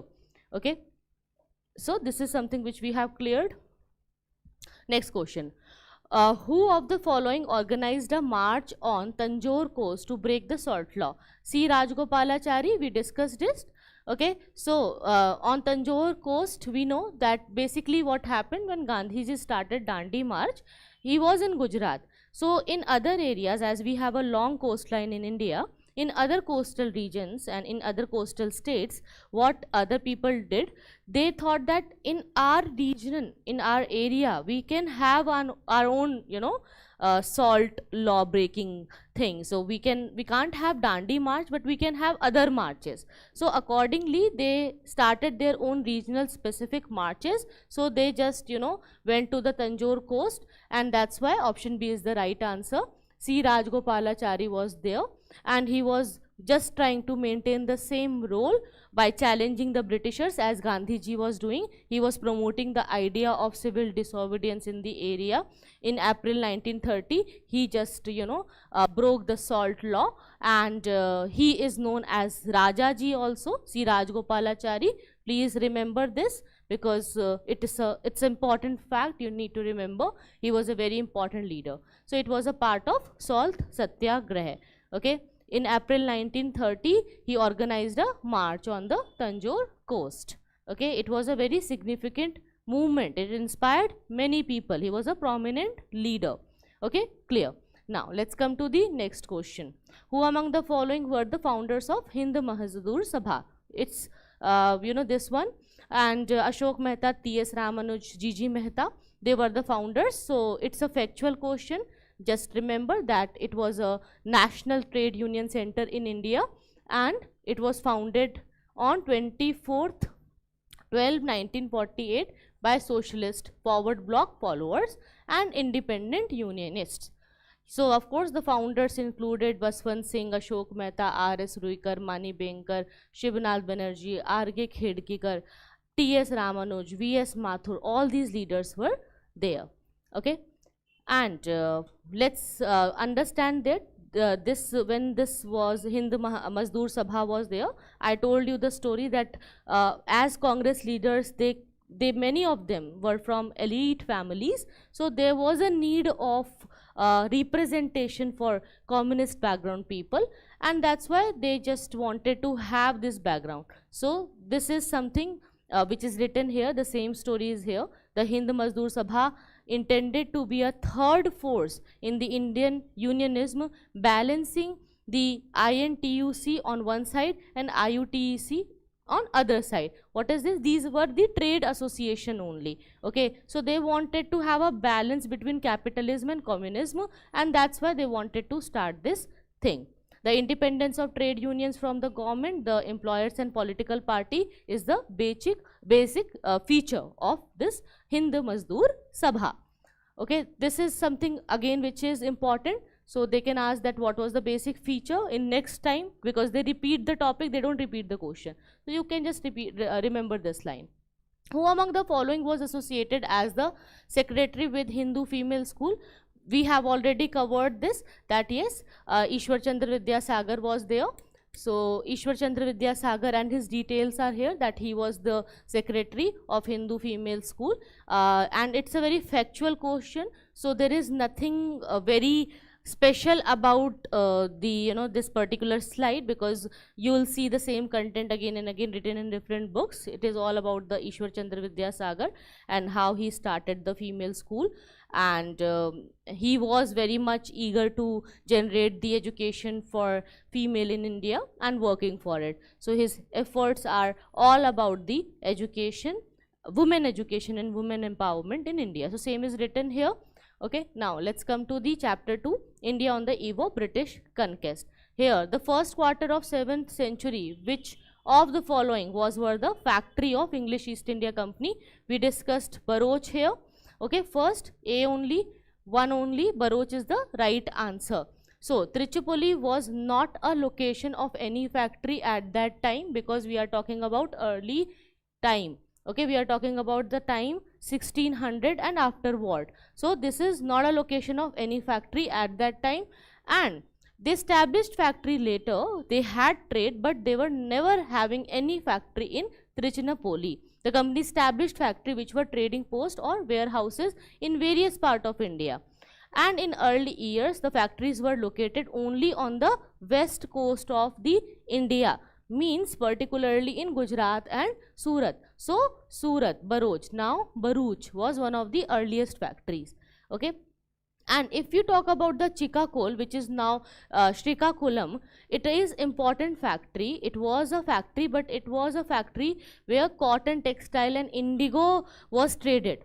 Okay, so it became a factory later, but it was a center of trade. It was an important center of trade, and it got established in 1625.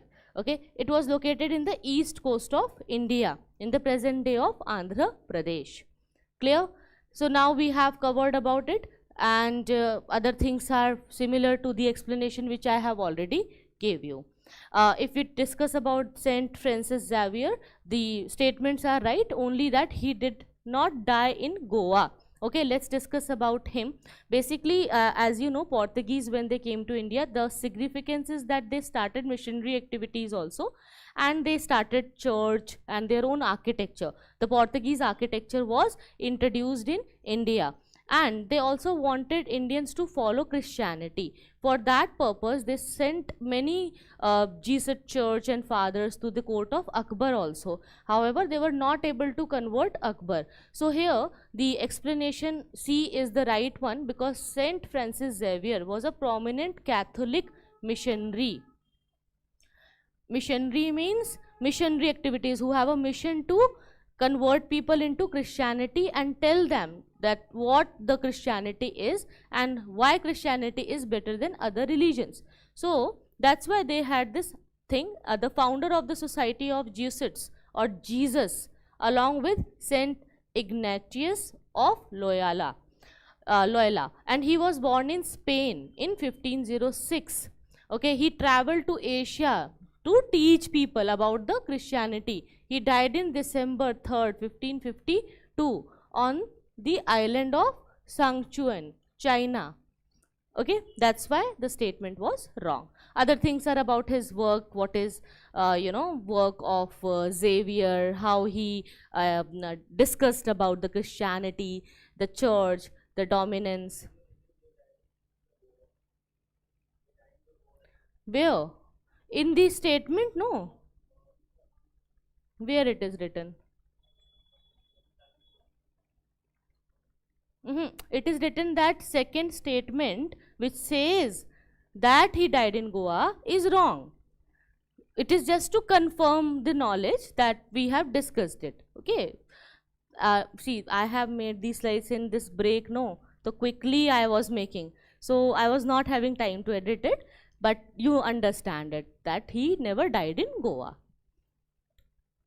With reference to Indian history, consider the following statement. The Dutch established their factories, warehouses on the east coast, land granted to them by Gajpati ruler, which is wrong. Gajpati rulers, they were before Dutch East India Company was established and before they came. So that's why it is not chronologically Correct. So the first statement is correct because Kapilendra, the minister of Bhanudev IV, was from 1414 to 1435.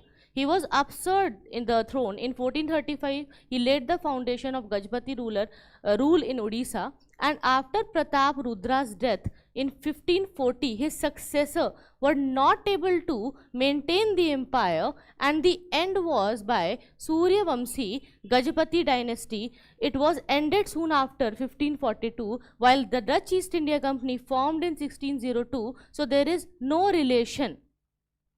That's why. Second statement we have already covered, Albuquerque 1510, easy to remember date. Okay, and the first statement was incorrect, so that's why we have understood the answer. Here the answer for staple commodities exported from the Bengal: cotton, silk, saltpetre, opium. We have covered it. Opium was to balance the trade with China because they were taking tea from China. That's why. Right, so we have covered this already. We know that they used to have a lot of commodities in trade. I don't think that there is any explanation needed in this question.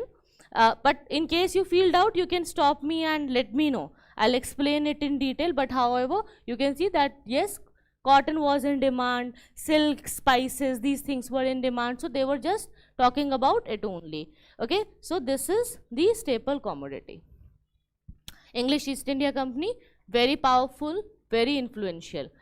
Now, next chapter, which is about the British Government Acts.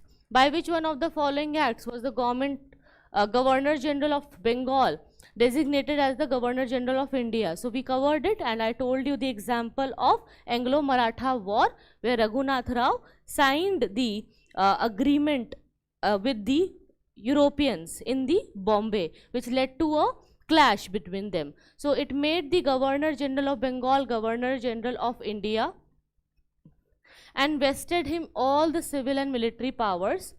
Thus the act created the first time Government of India having the authority over the entire territorial possession. Governor General of India was given exclusive legislative powers. He was able to make regulations for Bombay also, for Madras also. So the Charter Act of 1833 attempted to introduce the system of open competition for the selection. See, it introduced only Indian Civil Services.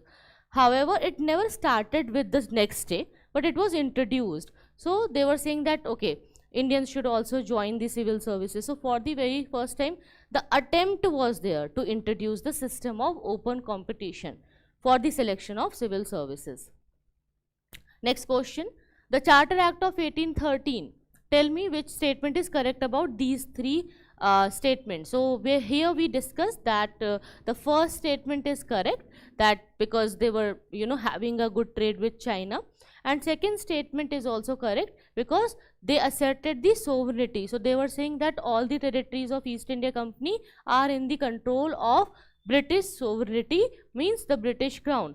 But revenues were not controlled by the British Parliament. Revenues were still in the hand of East India Company because they had the court of directors with them. So in 1784, Pitt's India Act, the authority of England was established, and there was a board of control to see the political matters. So the revenue of India were controlled by the British Parliament, but not the revenue of company, not the revenue of trade. Revenue coming from the commercial things were not in the control of British Parliament. This is the Charter Act. So term of tea and the treaty with the China, everything is clear here. So you can see that, which is clearly saying how they were. Now coming to the next question, Queen Victoria's proclamation. So here we had three important options. In this option, this third statement is wrong because the Government of India Act, which came after the revolt of 1857, will only talk about the Britishers and their crown, the governance in India. There is no use of talking the things which is related to the company's regulation, because company rule was ended in 1858. It was ended, so there is no use of this particular option here.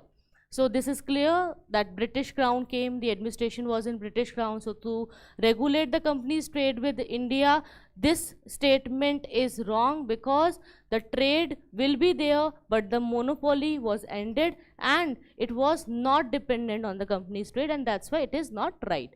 Now coming to the next question, the Government of India Act 1919 clearly defined the separation of power between the judiciary and legislature, the jurisdiction of central and provincial government. As I told you, union list, state list and other lists are there with us. So same, the Government of India Act 1919, which is also known as Montagu-Chelmsford Reform, it had different lists. It also enlarged the separate electorate in India by giving more separate electorates to different classes. So that's why we have already discussed this Government of India Act of 1919, from where separate electorate got more power, more enhancement, and they wanted to have the legislative powers divided into different categories. So we had reserved subjects, and reserved subjects were under the control of central government, so defense, foreign affairs, taxation, and there were transfer subjects under the control of provincial government like education, health, agriculture. So this division is very similar to the division which we follow today, and self-government, local self-government is of no use for the central government or the governor himself. So that's why there is no use of including it.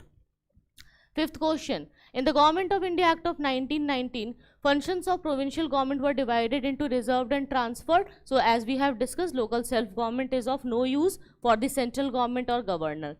Okay, so it is very clear. Under this system, subjects which were there are land revenue administration, famine relief, irrigation, administration of justice, law and order, newspaper, borrowing, forest. So these all were reserved subjects, direct control of governor. You can just write in short, reserved is equal to direct control of governor. Okay, which is in direct control of governor. And there were so many other things like education, public health, sanitation, public work, agriculture, religious endowment, local self-government, medical services, they were transferred.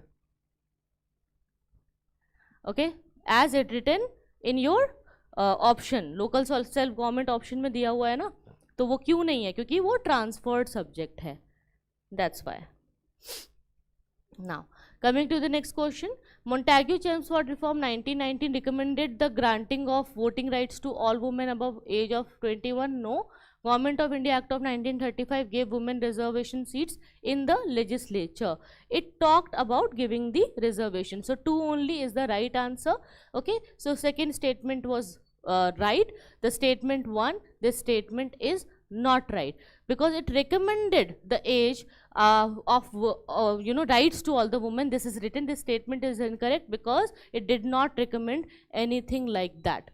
Okay, so the statement 2 is correct because seats were reserved for women. The act served seats for women in the Central Legislative Assembly and the Provincial Legislative Assembly. So you can just write this line in your paper just to understand this much. Only this line is important. The act reserved seats for women in Central Legislative Assembly and the Provincial Legislative Assembly. Means in case you get confused that which Legislative Assembly it was reserved. So just understand that in both Central Legislative Assembly also and Provincial Legislative Assembly also. Okay. Now, Chapter 4, British Expansion and Consolidation. Which of the following statement does not apply to the system introduced by the subsidiary alliance? So, of course, they never wanted to secure any fixed income for the company. They just wanted to have a good intact governance in India. I have already explained this to you. Subsidiary alliance, easy. No need to waste a lot of time. Santhal uprising, of course, both these statements were right. The territories called the Santhal Parganas were created, yes, and it became illegal for the Santhal to transfer land to non-Santhal. So, to protect the tribal land, it was introduced. So, creation of Santhal Prangans were there. So, it was a colonial measure to support the tribal lands. They never wanted uprisings to be there. So, they wanted Santhal community to not have any further uprisings, and that's why they started this. It was a separate administrative unit made by the British government, which is known as Santhal Prangan. Just write this in your paper, separate administrative unit. Okay. So, Santhal Parganas or Prangans were located in the present day Jharkhand. It was established in 1855 and it was a very important distinct territory of Santhal community, and it was not allowed them to transfer the land to anyone else, okay, non-Santhals. So it is very, very important. It was just to preserve their customs, their tribal customs, their tribal things like that. So this is clear. Now, chapter 6, popular uprising. Indigo cultivation in India declined by the beginning of 20th century.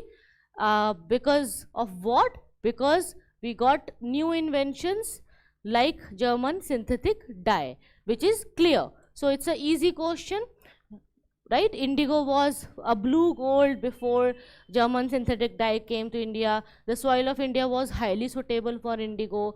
Carl Husman and in Zurich 1890, he got a way of making better indigo color from aniline. Then multinational chemical company came who started synthetic indigo. So new synthetic dye was introduced, and that's why the indigo in India was of no use. That's why we lost the cultivation and profit in indigo.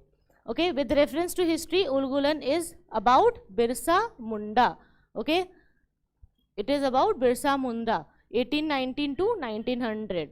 Right, we have discussed this. So term Ulgulan or the Great Tumult refers to Birsa Munda's revolt of 1899. Okay, so it's a great revolution. Like we say Inqalab Zindabad, like these kind of slogans are there. Same, it was Ulgulan the term for them.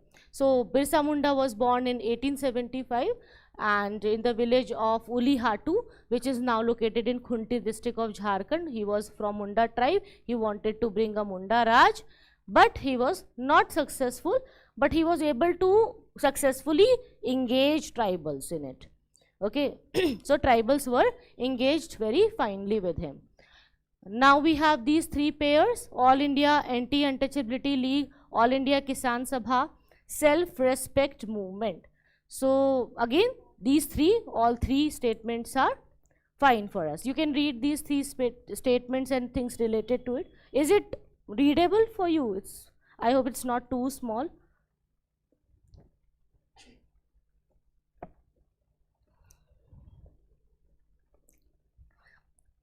So there is no explanation needed. This is simply that yes, all these pairs are right and fine. It was taken just because in current affair that year something came. Satya Shodhak Samaj was an anti-caste movement of Maharashtra.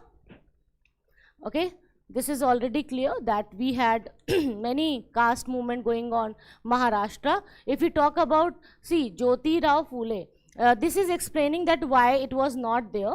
See, Jyoti Rao Phule in Maharashtra, she was also doing many things, that Gulamgiri was one of the writings, but the Samaj launched the anti-caste movement in Maharashtra to combat untouchability and social evils related to casteism. Chapter 8, Rise of Militant Nationalism. Swadeshi boycott is a part of the partition of Bengal, which started in 1905, which is very, very easy to understand. And other things I have already explained you, that Swadeshi movement was there, okay, and then partition of Bengal happened. Because of that consequence, the Swadeshi movement got started. I explained this to you. Let me know in case you want me to explain more.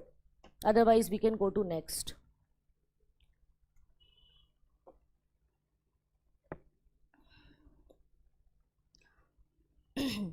It's a very easy question, not a problematic question, easy options. Next question we can see, with reference to Swadeshi movement, we have two things.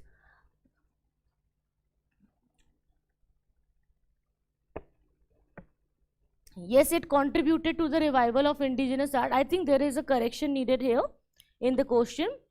We discussed that yes, the revival of indigenous artisans and crafts, it was there, and it was a part of the National Council of Education also when it was established, because they never wanted students to join the British schools or English colleges or colleges started by Europeans. That's why they wanted their own national colleges. So both statements are right here.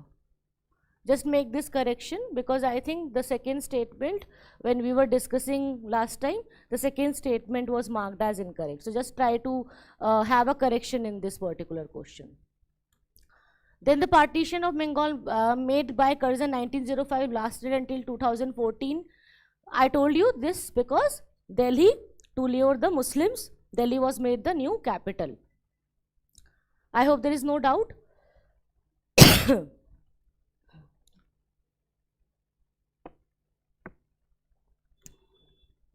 So why Delhi became the new capital?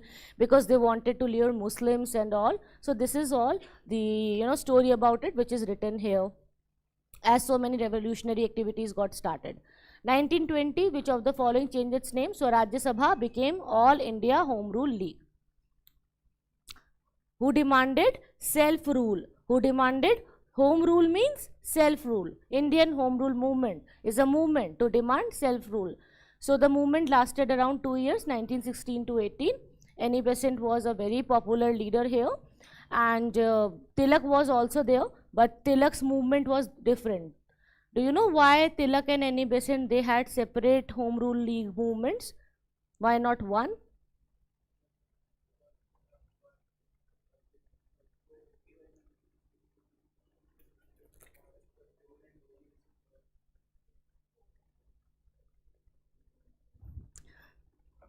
ऐसा नहीं है कि he was pro-Hindu just because of this. It's not like that.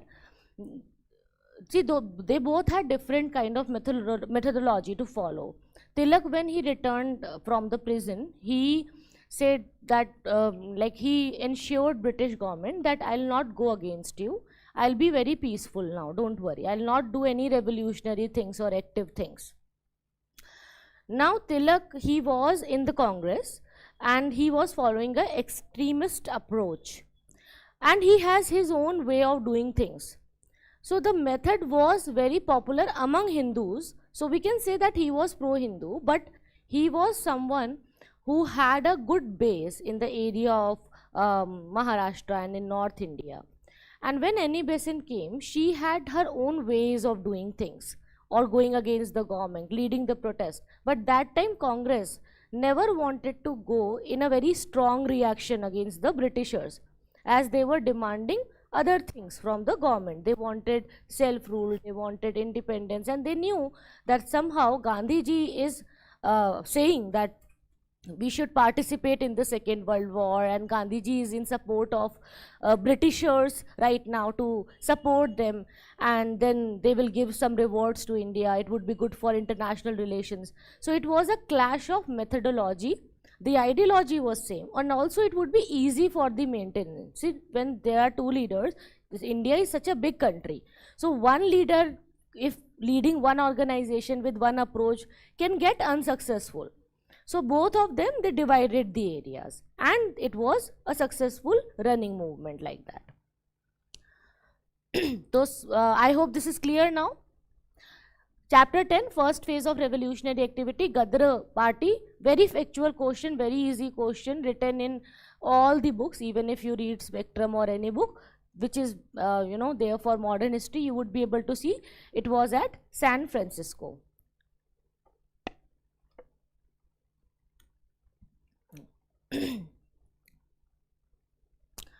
So yes, it was, the headquarter was there in the San Francisco. The movement was a significant part of India's struggle, and it was primarily based in North America. Okay, in 1913 it was founded by nationalists. In San Francisco they were working. They were mainly Punjabis settled in USA and Canada. They all came together. They also wanted to inspire everyone about patriotism. So all the NRIs talking about patriotic feeling and independence in India coming together. So like this they were working. They had a plan to do some revolutionary activity in India to overthrow the British government. But yes, they were not able to do so. But they participated and planned for it. Next question. What was the main reason for the split of Indian National Congress? Extremists lacked the faith, because I told you time was long, 20 years of time they took and no results. So of course it was of no use for them. So split happened, the clash was there, extremists were led by important leaders Lal Bal Pal, Lokmanya Tilak, Lala Lajpat Rai, Sri Aurobindo Ghosh, and moderates were by Gopal Krishna Gokhale, Firoz Shah Mehta, Surendranath Banerjee. Also you see that moderate leaders are old leaders, if you see, and extremist leaders are young, new leaders.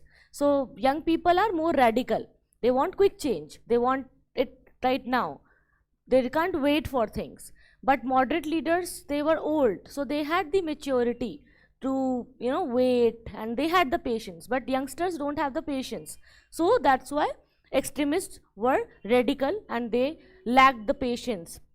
But yes, we can't deny the fact that moderate leaders created a very good base for these extremists, because everything is having a gradual process. Even if you read geography, even if a river starts, it starts with a V-shaped valley, then U-shaped valley, then it makes gouges, then canyons. Like this we go. It's not possible for a river to slightly just jump from a mountain and come in a plain area. It will be a mountain, then low mountain, then terrain, then the plain area. So it's a gradual process, but it was a long process. Gradual process is fine, but 5-10 years could be okay. 20 years is a very long time. When 20 years means, like imagine yourself after 20 years. Things would be of no use for you. You will say that I am so old now, what will I enjoy with the freedom? So the freedom is needed now. So give me right now, like 2-3 years I can struggle. If I say that you need to prepare for exam, but civil services you can crack with the preparation of 2 years, or maybe maximum 3 years, 4 years, maximum 5 years, 6 years. But if I say it will be taking 20 years, then you will not plan for it, because 20 years is a very long time. Consider the following freedom fighters: Barendra Kumar Ghosh, Yogesh Chandra Chatterjee. Here Rash Bihari Bose is the right answer, who was associated with the Gadar party. Okay, so Rash Bihari Ghosh only. He was born in Bardhaman, West Bengal, and he was very much interested in revolutionary activities, and he was the key organizer of Gadar revolution aimed to attack British army in India. He also played a crucial role in organizing INA, Azad Hind Fauj, and he performed a key role in establishing Indian Independence League. He attempted to assassinate Lord Hardinge by throwing a bomb at his parade in Delhi on December 23rd, 1912, and he escaped the arrest also and hanged for a famous Lahore conspiracy case. Rash Bihari Bose escaped from India in 1915, lived in Japan as an escapee. In 1943, he handed over the charge of Azad Hind Fauj to Subhash Chandra Bose, and the Japanese government had honored him with the Order of Rising Sun. Please make a star here. It's an important fact. They can ask you in prelims. Order of the Rising Sun, Rash Bihari Bose. Okay. Order of the Rising Sun. Chapter 11, Mahatma Gandhi. Which of the following is a very significant aspect? Very easy. Champaran Satyagraha is related to C, joining of peasants' unrest to Indian national movement. We all know about Champaran Satyagraha and how it was against the Teen Kathiya system. So we already discussed it in detail. Champaran Satyagraha, where peasants got involved. Apart from this Champaran Satyagraha, Gandhiji had movement in Kheda also, in Ahmedabad also. In Ahmedabad, where the mill workers and mill owners had a clash. That mill owners wanted to give only a hike of 20%, and mill laborers wanted a hike of 50% in their salary. So in between, Gandhiji took them to 35%. It was settled. It was the first hunger strike in the Ahmedabad, and it was the first in the Kheda. It was the very first time when he decided to not support. It was like non-cooperation. Don't cooperate with the government and don't give the taxes, where peasants were asked to pay the tax even after the failure of crops. So this is clear. With reference to Rowlatt Satyagraha, which one of the following statement is correct? Rowlatt Act was based on recommendation of Sedition Committee. Rowlatt Act Gandhi tried to utilize the Home Rule League. Yes. Demonstration against the arrival of Simon Commission coincided with Rowlatt Act. No. Simon Commission and Rowlatt Act are not coinciding with each other. They have different dates. So 1 and 2 are correct. So events between May 1916 to January 1919 give us a background of Satyagraha Sabha. You know, Bombay was there where Satyagraha Sabha was working with Gandhiji, and then Gandhiji started using the Home Rule League also, and Mr. Gandhi became president of Satyagraha Sabha. So they were doing good, you know, intentions were going fine in 1919. And if you talk about Simon Commission, it came in 1928. So there is a gap of 10 years, almost 10 years. So there is no coinciding. 10 years. Simon Commission came after 10 years. With reference to the proposal of Cripps Mission, consider the following statement. The Constituent Assembly would have members nominated. It was not nominated, it was partially elected and partially nominated. That's why the first statement is wrong. Any province which is not prepared to accept the new constitution would have the right to sign the separate agreement. Yes, it is right. And somehow that's why we rejected Cripps' proposal. Cripps' proposal was rejected by Congress and Indians because it talked about this separate agreement. Separatist, like you are increasing the separatist feeling, and that's why the second statement is correct, because any province which would not accept the new constitution would have the right to sign a separate agreement with British. It was written. That's why we rejected it. We rejected the Cripps proposal. With reference to 8th August 1942, which you know, in history why it is important, because Quit India resolution was adopted by All India Congress Committee. So A is the right answer. So India's you know, struggle for independence, correct statement is option A, which is about the Quit India movement. Okay, very, very important. The resignation of the Congress ministries actually happened in October 1939 in response to Britain declaration of war against Germany, where leaders said that if you want to start the Second World War, Indians will only participate if you promise that you will give independence to India. But they said that no, we can't promise this to you, we will not give you independence, but you should join us in the Second World War. So that's why Congress ministries resigned. So dates are different. Next question. The plan of Sir Stafford Cripps envisaged that after the Second World War, India should be granted complete independence. No, he gave dominion status to India, but we wanted complete independence. So we wanted complete independence, but they gave us dominion status. So D is the right option here. Sir Stafford Cripps proposed that we will give you dominion status. So it was a proportion where they wanted to take away the sovereignty of India, and that's why we never liked it. Chapter 13. The Gandhi-Irwin Pact included which of the following? Invitation to Congress to participate in the Round Table Conference, yes. Withdrawal of ordinance promulgated in connection with the civil disobedience movement, yes, because Gandhiji was running it and it disturbed the Irwin. So Lord Irwin wanted Gandhiji to come and sign something. Acceptance of Gandhi's suggestion for inquiry into police excesses, no. Police was again working in a very illegitimate way. They were still taking many people into arrest, and they were punishing people without trial, because of course after the Rowlatt Act the police power was increased. So this is wrong. Release of only those prisoners were who were not charged with the violence is right. So third statement is wrong, which is clearly here that B124 is going to be the right answer. So here you can see the same explanation is given to you. I have already explained this to you, so we can skip that. I hope there is no issue. I hope this is clear. With reference to the British colonial rule in India, consider the following statement. Mahatma Gandhi was instrumental. This is the repeated question. No need to discuss it again. 8th August, we have discussed that Quit India resolution was adopted. Repeated question. Indian National Congress, Surat split, main reason is that the faith was not there with the extremists anymore. Extremists lacked the faith of capacity in the moderates. First woman president of the Indian National Congress was not Sarojini Naidu but Annie Besant. Okay. And Badruddin Tayyibji was first Muslim male president. Annie Besant is the founder of Theosophical Society in India? First woman president, 1917 session. Badruddin Tayebji, the session was held in Madras, 1884. Sarojini Naidu, the session was in Kanpur session, 1925. If you want, you can write only these, bold letters, because this is a crux of this statement. Like, in which session who became president? It is written here. Like, Annie Besant was there. Yes.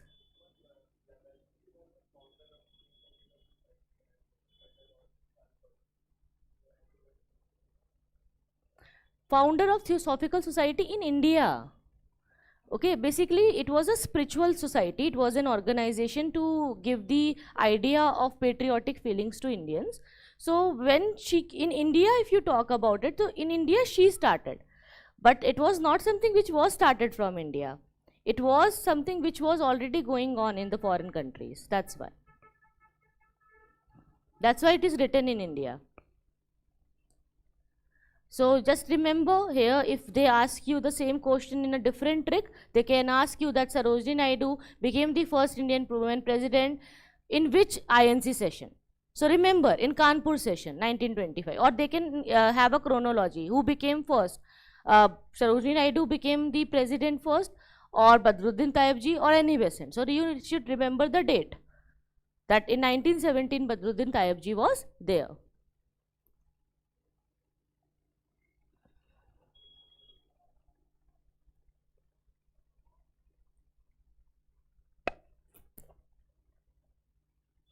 Let's come to the next question. In 1929 session of Indian National Congress, it is significant for what? For Purna Swaraj, right? We have discussed, I have already discussed a lot about it.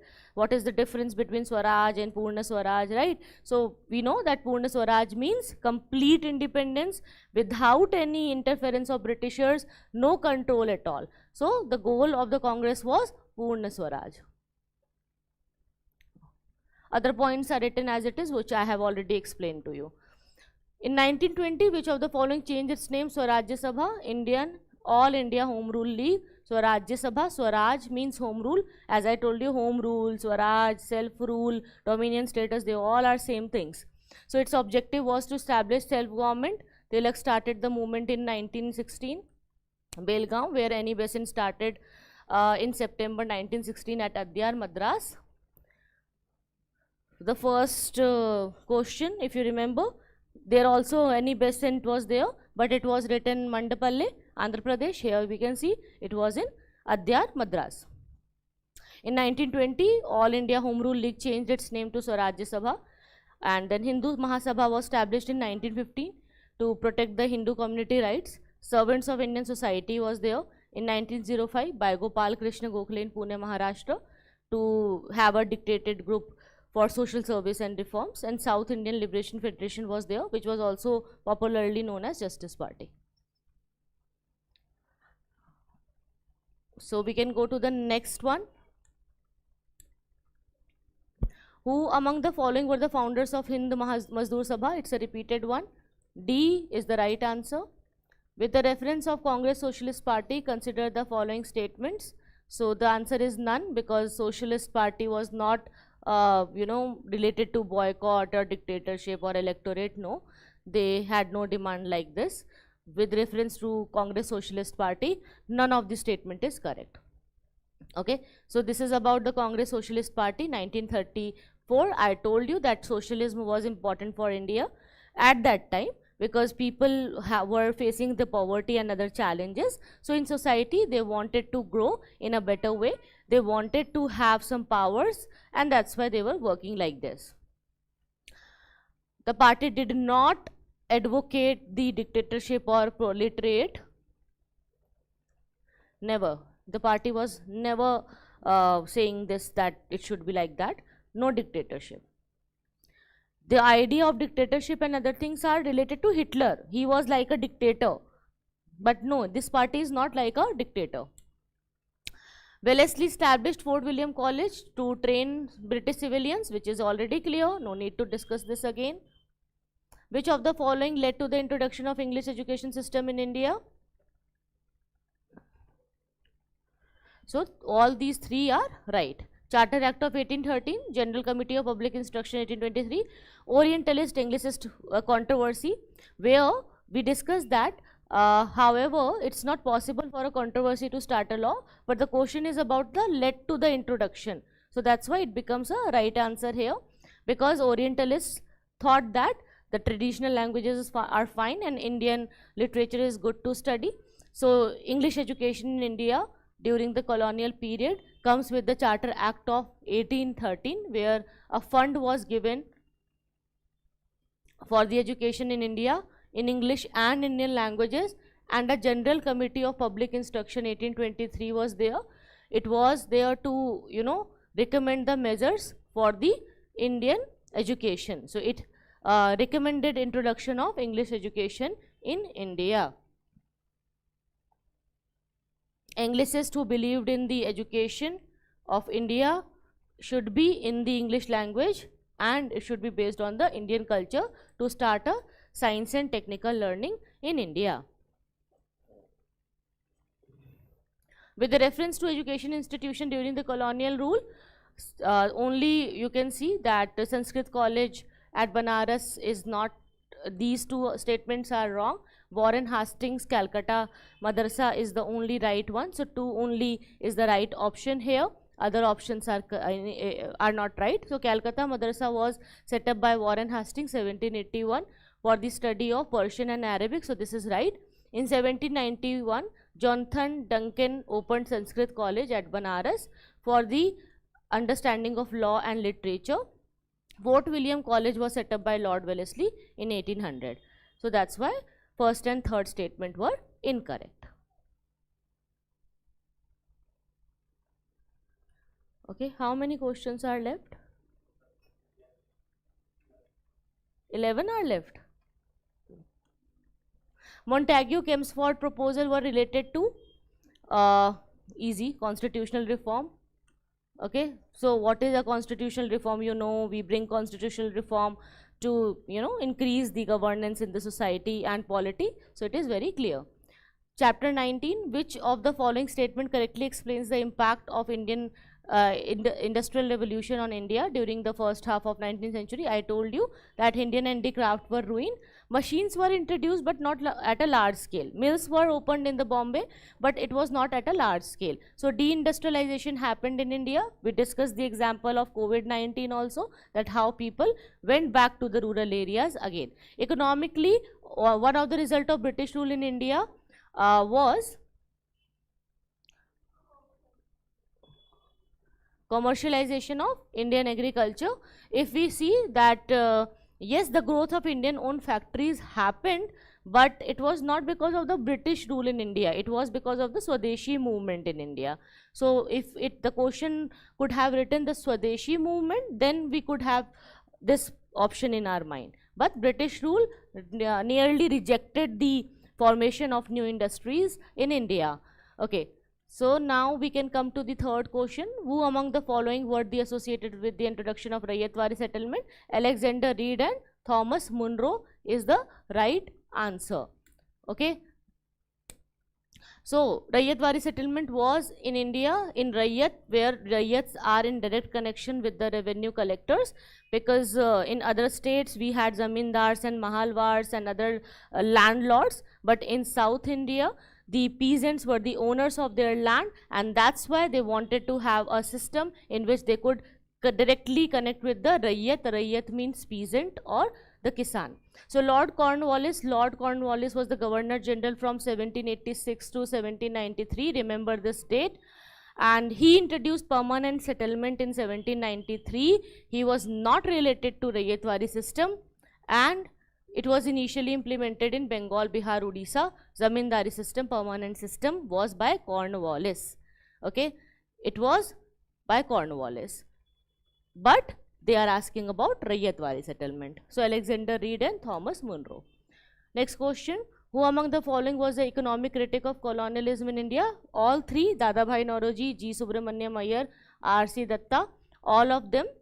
Because if you look at the drain theory, it was given by Dadabhai Naoroji, right? He talked about how, you know, Britishers are looting India, And G. Subramaniam Iyer was a lawyer and a journalist. He was also criticizing Britishers a lot. R.C. Datta was also an economist and politician who started criticizing the British colonialism, and he told that Britishers are responsible for the poverty in India, and we are becoming very economically problematic, and they are trying to just use India as a supplier of raw material and a market of their finished goods. So next question, with the history, Alexander Ree, A.H. Longhurst, Robert Severall, James Burgess, they all are archaeological excavations. They all are related to the archaeological excavations. A tough question, a time wasting question. So no need to attempt these questions in which so many points are there. Even if you read about each and every Englishman, it would be never good for you. So James Burgess started an archaeological survey for the regions of West India in 1875, already conducted extensive surveys in the inventories of Bombay, Sindh, Berar, central provinces, Hyderabad. Okay, he covered Belgaum, Kadgali district, other districts also. So A is the correct option, because Alexander Ree was a British archaeologist. Albert Henry is also a British archaeologist. Okay, Robert Swell was in Madras Presidency. James Burgess was also founder of Indian Antiquary in 1872, and he was the Director General of Archaeological Survey of India. So that is an important fact, because Archaeological Survey of India is important for art and culture. James Burgess, remember his name. James Burgess was the founder of Indian Antiquary 1872 and an important archaeologist of British India. In 19th century, from 1886 to 1809, he was the Director General of Archaeological Survey of India from 1886 to 1889. Okay, next question, we have two statements and both statements are correct, and the second explanation is correct explanation of one. 7th August is the National Handloom Day because we had the Swadeshi movement on 7th August.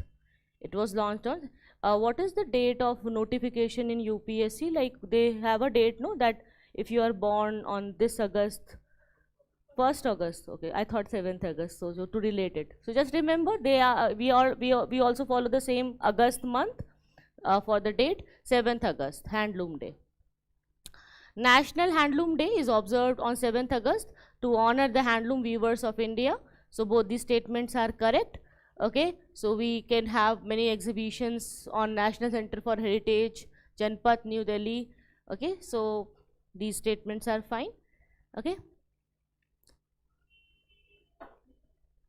The first National Handloom Day was inaugurated on 7th August 2015 by Prime Minister Narendra Modi. First हमेशा याद रखना होता है, जब भी कोई चीज़ पहली बार हुई है तो कब हुई है. So we need to know that it was in 2015 when it was inaugurated by Modi ji.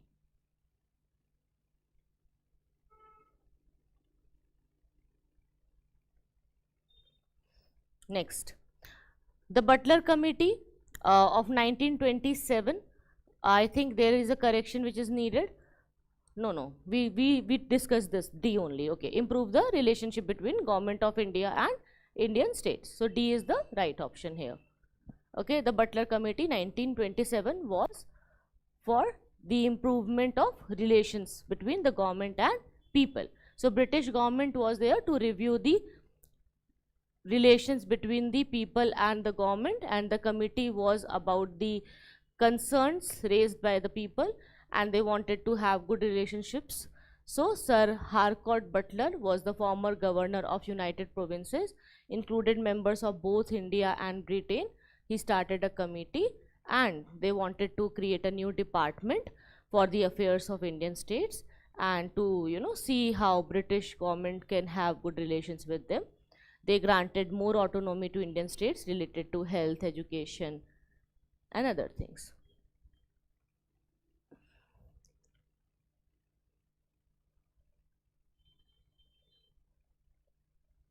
Please remember, this line is very, very important. The Butler Committee's recommendation were implemented in Government of India Act of 1935.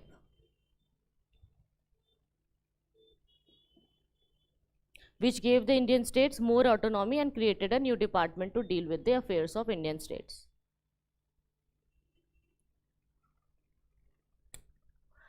Next question, with reference to Indian history, which of the following are the essential elements of feudal system? I have already explained this to you, that feudal system is all about what? When a king is ruling with the feudal lord Samant. Okay, so a very strong centralized political authority is not there. It is a decentralization of power, and that's why 2 and 3 are correct options. This is the same explanation which I gave you through that flow chart of king ruling by the feudal lords. So no need to explain it again. Radcliffe Committee was about the boundary of India and Pakistan. So I hope this is clear. So we divided India, and we divided into 2 parts. The idea was that wherever 70% or more Muslim population is there will go in the part of Pakistan. So that's why we had this kind of thing where Pakistan, India and Pakistan is like this. So we had Bangladesh, here again Muslim community was there. But if you look at the partition of Bengal 1905, the boundary which was decided at that time, that the eastern Bengal and western Bengal will be like this. So West Bengal is still in the Indian part, and this is the eastern Bengal which was partitioned in 1905. So that eastern Bengal during the partition of 1905 by the Britishers became Bangladesh because of high Muslim population with the capital Dhaka. In 1905 also Britishers gave capital Dhaka only to the Muslims, so that they will have their own capital and political dominance. In this eastern Bengal, when it became the part of eastern Pakistan, it was known as Eastern Bengal in 1905, then it became East Pakistan, okay, and then it became Bangladesh. Why? Because Pakistan, as a Urdu tradition, Urdu culture, wanted Urdu to be the national language of Pakistan, but here people used to follow a Bangla culture. They wanted the Bangla language and Bangla culture to be there. Their resources were exploited by the West Pakistan, so that's why they started entering into the Indian territories, and we had many refugees. That's why we supported their freedom struggle. Okay, this is clear. With reference to the land reforms in independent India, which one of the following statements is correct? The main aim is to provide agricultural land to all landless. As I told you, it's a big promise to give land to all landless, but you know that government is free to do the promises. So land reforms refer to the measures taken by the government to redistribute the ownership. It is also known as a Robin Hood approach. Robin Hood approach means like Robin Hood. What is Robin Hood? हाँ, जो इसके पास ज़्यादा है उससे छीन के गरीबों में बांट दो. So this is known as Robin Hood approach, right? If you have seen the Bang movie, here also Robin Hood is working like this only. So what he does, he wants to take care of poor people, so he will take away from rich people. So this Robin Hood approach was followed by the Indian government also, but not successful in the Indian context. With the reference of cabinet mission, which of the following statements are correct? Only first, federal government, it enlarged the power of Indian courts, no.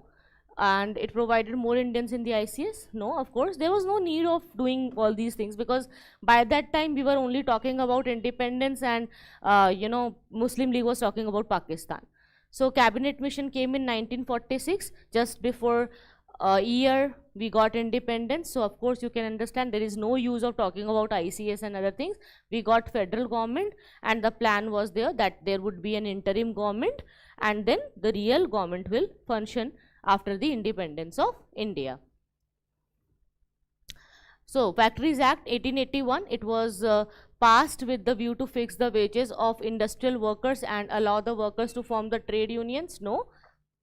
Only second statement is right. N.M. Lokhande was the pioneer in organizing the labor movement in British India. So B is the right answer. First statement is wrong, because the Factories Act was passed with the objective of regulating the working conditions and ensuring a health, good safety to the workers.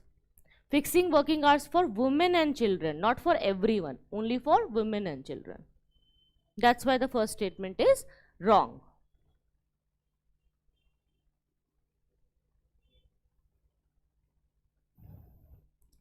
I hope this is clear. Now let's come to the next question. With reference to Indian freedom struggle, consider the following statements. The statement are mutiny in Royal Indian Navy, Quit India movement, second round table conference. Correct chronology is opposite. First we had second round table conference, then Quit India movement, and then mutiny in Royal Indian Navy. Royal Indian Navy mutiny was the last ever known mutiny before independence. Okay, after that nothing happened, because if you look at the date, it's just before the independence.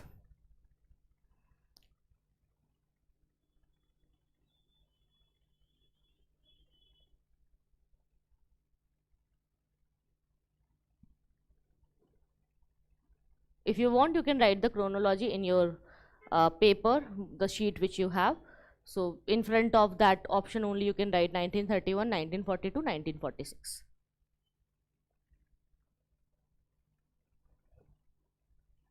Okay, clear. The Vittal Vidwansak, the first monthly journal to have untouchable people as its target audience, was by Gopal Babu Valankar.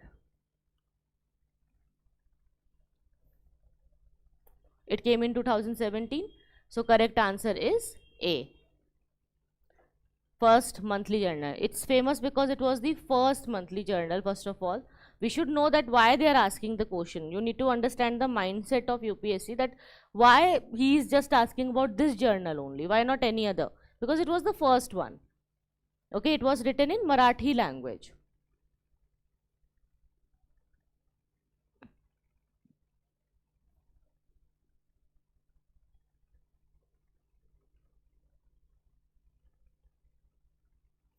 Okay, now coming to the next question is not there. Thank you so much, guys. We have covered all the questions. I hope it was a useful session for you.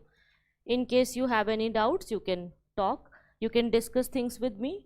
Even if it is not related to modern history, you can ask your doubts. No issues.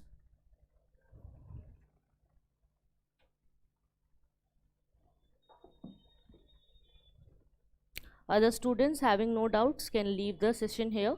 Thank you so much. See you then. Take care. Bye-bye.